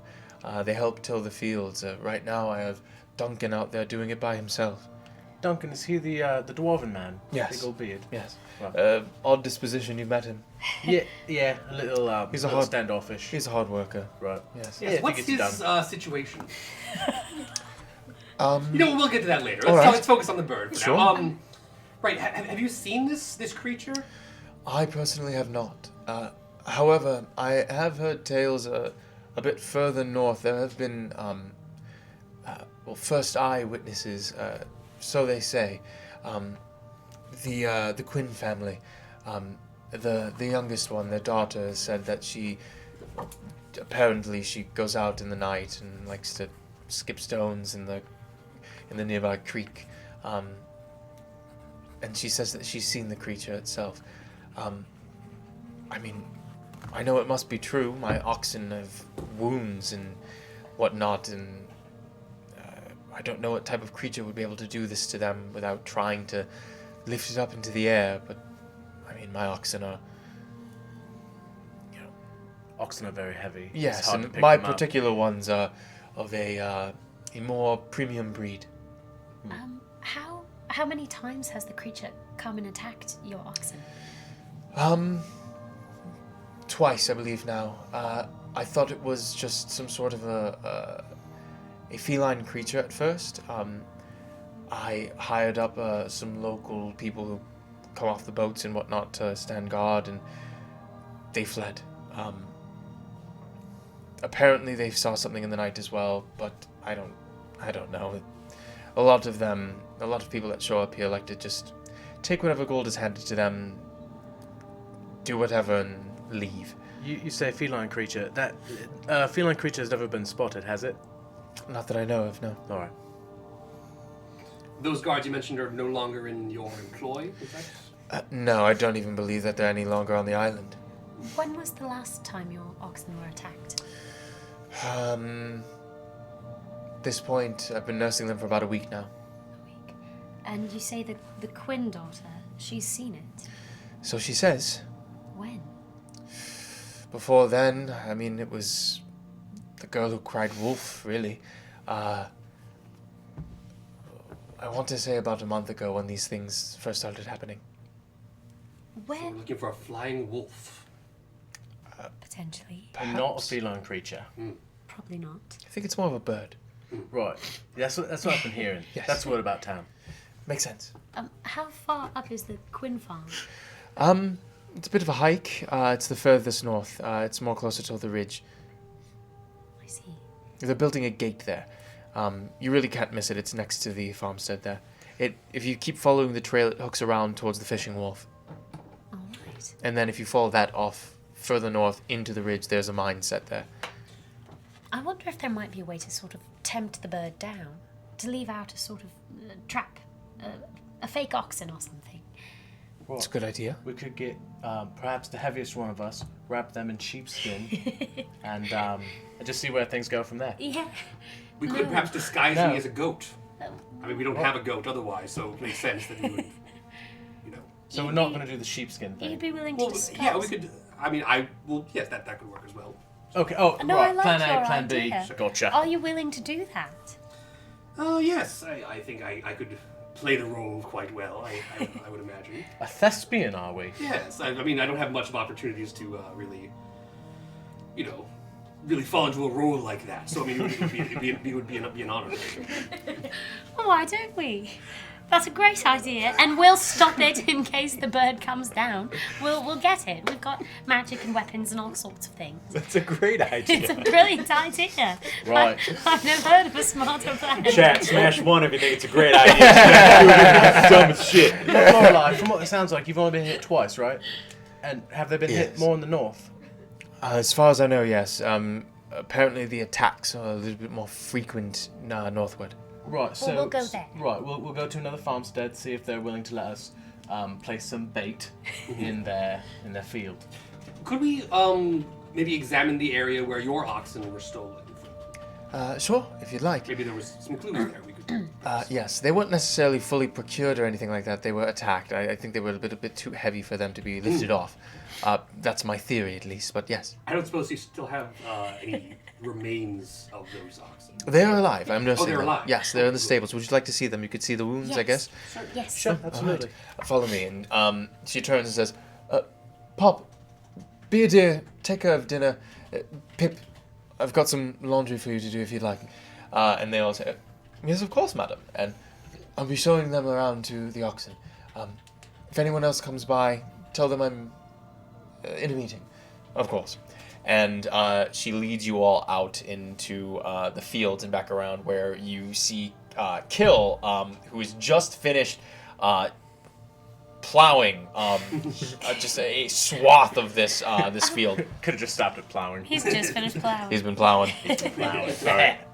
Oh. And very nice. And Duncan, the dwarf, just sort of sits there, wiping sweat off his brow. Yeah, quick one. Well, thanks. I got a bit of a talent for it, I guess. I'm going on my break. And he just sort of lays back, just on the ground. Kills it. We're going to go examine the oxen. Are you busy? No, I'm done. Have you done all this? You see the same sapphire-scaled dragonborn, Damn. of which you've never seen a dragonborn before. You are pretty. Why, thank you. It's a pleasure to meet someone of our disposition. Yeah, I guess we are distant cousins, I guess. I suppose, Yes, yeah. I think so. Well, yeah, I decided to help Duncan out here. I saw he was, working his ass off. Excuse my Aquan. And, Fuck you. It's so good, dude. It's so good. It's so good. I was not. It just came to me. That's right. I'm a genius. And anyway, I thought I'd give him some help. Master of roleplay. Thank you very much. Duncan at this point is cashed out, and he just holds up his hand with a thumbs up. How about this? I will pay you for your work. And she reaches behind her, and her lofty coin purse plucks out 5 silver pieces and pays you for a day's work. Oh, well, thank you. I just learned that these are valuable. Well, hold on to them tight and don't spend them all at once. Thanks. Do you have some place to put them? Yeah, I'm good. All right. All right, thanks. Thanks. Hey, but good looking out. I'm just making sure because I you said appreciate it. you don't have a whole lot. I want to make sure. Well, yeah, but I got a Check. little pouch here. Right. Perfect. That's where I keep all my knickknacks. Right, and now, Yeah. currency. Yeah. That's what knickknacks are where I'm from. Currency. Where are you from? I'm from Shantley. Bless you. You haven't been there then, I guess. I thought maybe because you've I been don't think sailing so. around. I've probably not been there. Have we- God, have I been there? God says Probably not.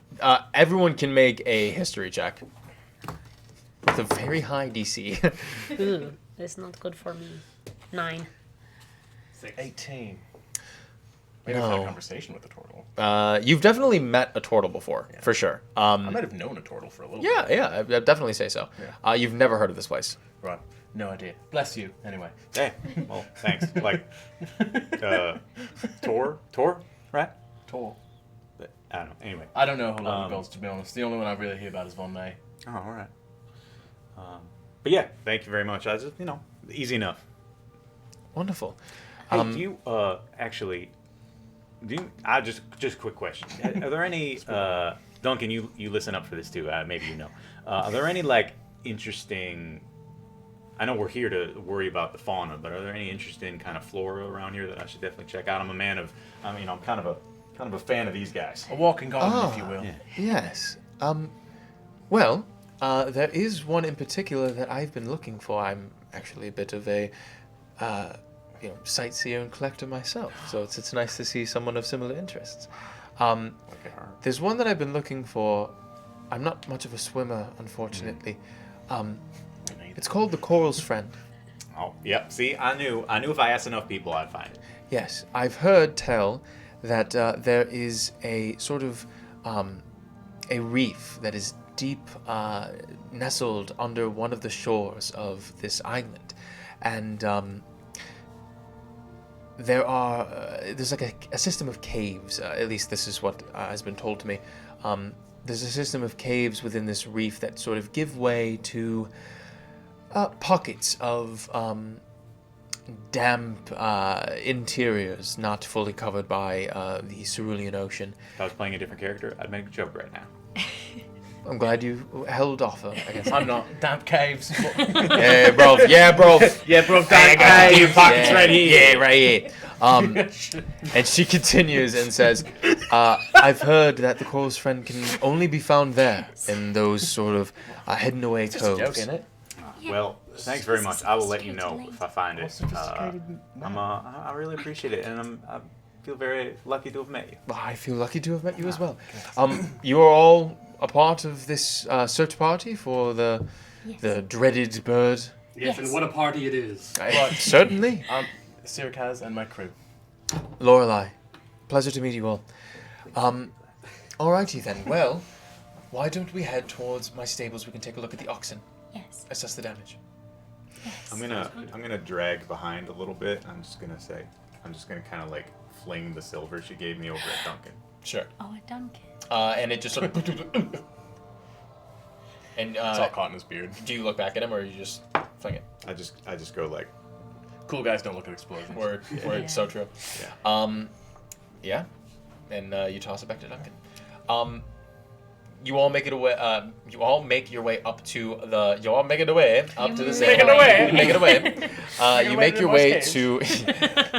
No. No. Nar. You guys make your way to Miss Lorelei's stables, where she keeps her farm animals, and as you walk in, you immediately see one of the sort of designated areas for these two oxen as they sort of lay together, sort of nestled up against one another.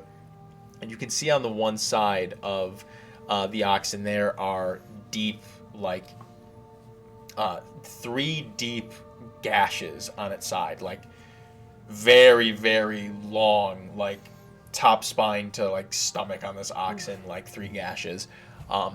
All symmetrical and parallel to each other, and they're beginning to scab over and heal themselves. She seems to have sewn a few parts of it as best she could, and whatnot, and they're just sort of laying, breathing not heavily but deeply, and whatnot, laying next to each other.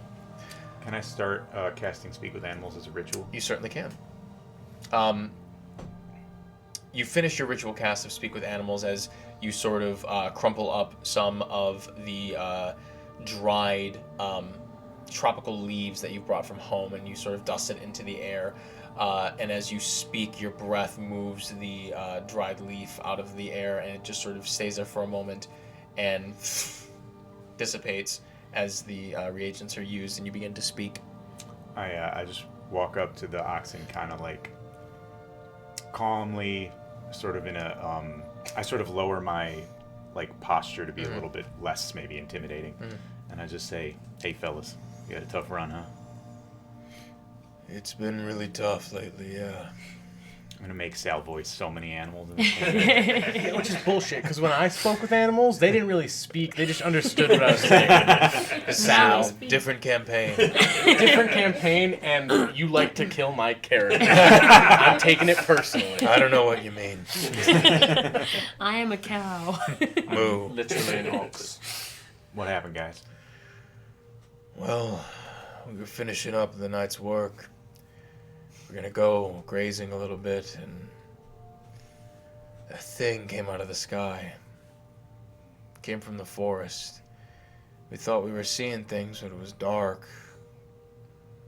Thought one of the big trees moved, bended a lot.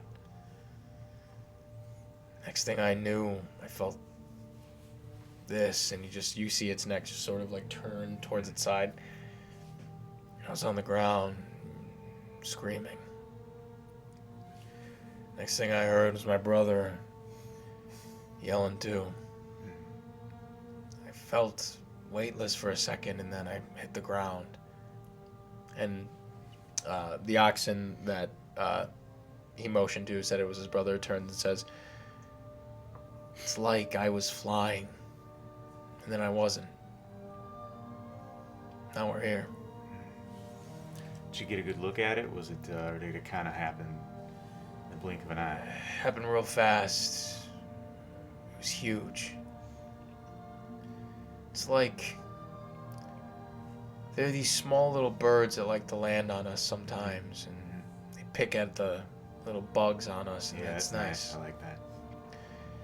It was like that, but like bigger than anything I've ever seen. I turn to everybody else. I say, well, they didn't. Maybe it's a little tricky to say whether it's a bird or not, but it definitely was a big sumbitch. My goodness. Well, I think we sort of figured that one out for ourselves, but as long as we're making progress. I'm glad you can talk to them. That's nice. It's very uncomfortable to watch, though. It's. And to listen to. Was there like a certain, like, what time of day it was? I guess I can sort of say this to the lady of the house as well. It was just as the night came upon us. And Lorelei says, as far as I know, it was when nightfall came. I was letting them out to graze and roam a little bit.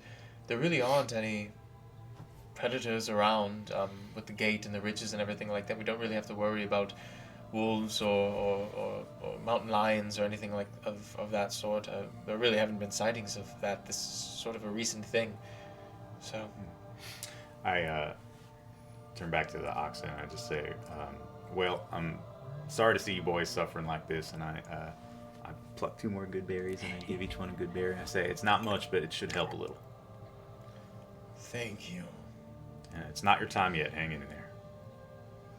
That's good to know. And one of them actually and begins to attempt to stand up, and it does so with much effort. Hey, you don't need to show off now. And it bows its head towards you. And then it sits back down. He bestows upon you the blessing of the oxen. Yes. You are filled with the might of the ox. I go ahead and I drop the spell. Sure. And I just say, yeah, they don't really know much, but nice guys. Yeah. Kind of at dusk. I think we already kind of knew that, but happened around dusk, came out of the woods. But, I'm rooting for him. It was good that you got their perspective. Yeah. Yes. Would you mind actually if we came back to visit you after having visited the Quinn farm, just to get more information? I don't mind at all. Gather as much information as you can. I would love to help as best I can as well. Of course. Thank you.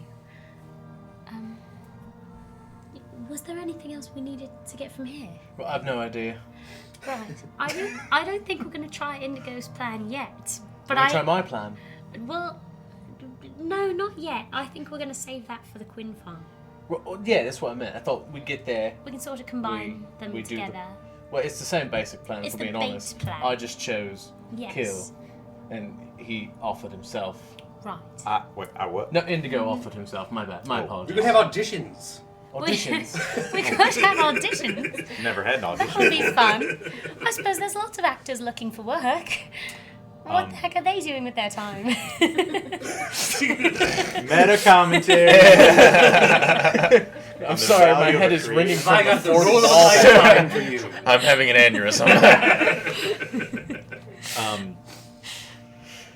Yeah, are we Well, let's go to the Quinn Farm. We can improvise on the fly based on whatever information. We're good at that. I do my best work improvising. Oh, meta commentary. Alrighty. Let's go. You guys Well, make let's your take way out of the fields of Miss Lorelei's farmstead, and you begin to make your way down on our up the way trail. out real quick. Yes. I'd like to just kind of pull up a small little bit of earth. I'm gonna keep fucking with Duncan.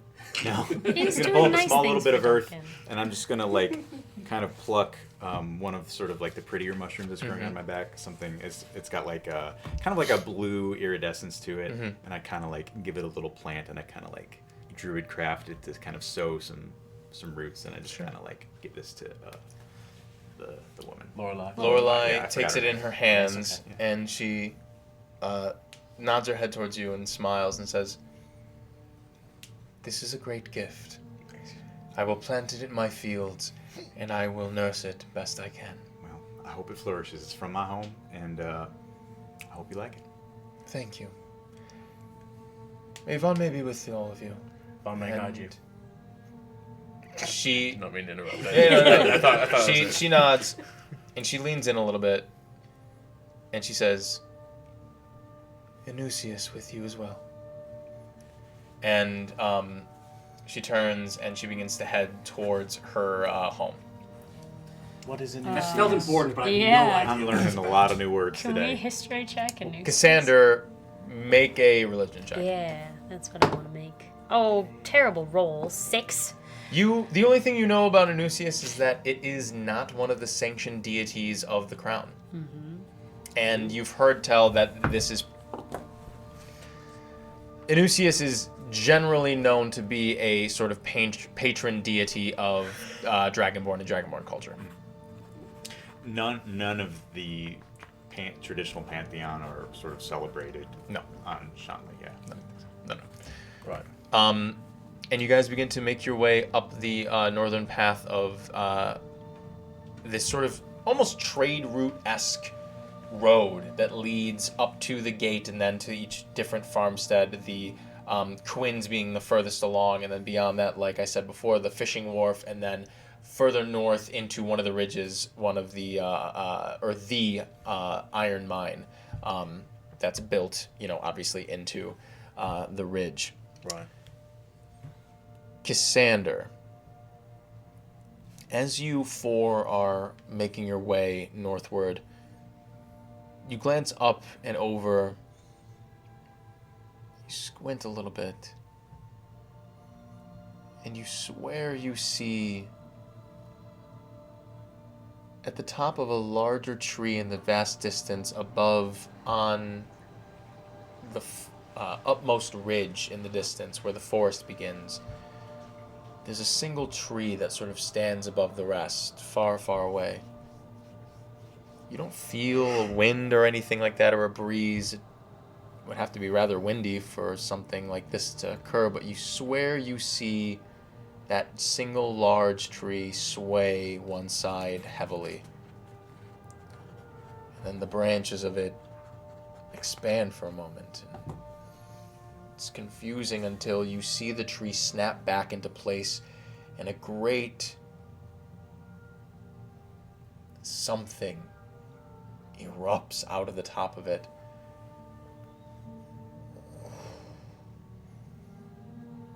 And this speck far away heads out deeper into the forest.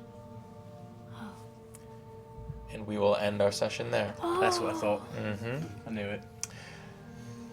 Well, hot damn, everybody. What a good time, huh? That's some good-ass shit. Thanks, everyone, for joining in on our first session of our brand new campaign here at A Little Dicey. The name of this campaign is called The Great Naledian Crown, obviously after the monarchy of our beautiful little home world. Yeah, I've said it once, twice. So obvious. So, Yeah, how did you guys feel? I thought it was great. I Oh, love It's all of your fun. characters. You guys I'm are loving great. the new character That's a dynamic. good dynamic. So fun. I love how there's no voice of reason. I love it. Dump int. Yeah, everyone's stupid. We're sad. Mick, if you want to bring it on to me real quick. Absolutely. So I just want to thank everybody for tuning in. It's been really, really great to see all of you once again, provide a nice little glimpse into this wonderful game that we play, and share this time that we treasure so much together with all of you. So basically, that's about it for tonight. We will see you next week, same time, same place. Next Wednesday, 6 p.m. here on this channel on Twitch, Eastern Standard Time. We generally play anywhere between like 3 to 4 hours or so. Thank you for sticking through it, through the technical difficulties as well. Thank you to Michaela for running the chat as always. Let us know how you feel. Join us up in the Discord. Let us know how you liked the episode. Chat with us a little bit. Let us know, if you really appreciated the channel points and everything. I thought they were super fun. Yeah. Thanks for making me drink. I'm gonna just actually slam the rest of this for everybody real quick. So, Nice. Yeah. Very good. holy fuck. Okay. That wasn't even that strong. I don't know what you're talking Yeah, about. you gave yourself the easy one. It's so sour, It's so good, dude. but it's so I delicious. love it. We gotta do this You a gotta lot. cut the sweet. Oh yeah, cut Sour. it. I love it. Yeah. perfect. So give us some feedback. Let us know. I can make it next time. Even let us know about the lighting and whatnot. I know mine's a little bit dramatic, but that's kind of how I like it. So hopefully you guys had as much fun as we did. Thank you so very much. Definitely check out our friends, like I said at the top of the show, Super OK, Lil Bog Witch. Check out our Discord. Shouts out to Eamon McCormick, our wonderful illustrator, for making these wonderful stat cards and portraits that you guys saw under us.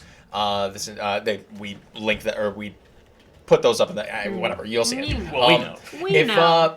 If you're seeing this on VOD, like on YouTube or anything like that, thanks for catching up with us. I really appreciate that. We're going to be live on Twitch Wednesdays, 6 p.m. to 9 or 10 p.m. like always. If we're going to modify that schedule, which it might happen from time to time, we're always going to be posting about it on our Twitter, Instagram, and specifically in our Discord. So definitely jump into our Discord and say what up to us there. So hopefully we'll see you guys next week. And thank you so much for joining us. Yay! Bye. Thanks for coming. Yeah. We'll see you next All week. right. See you guys next week. Peace out.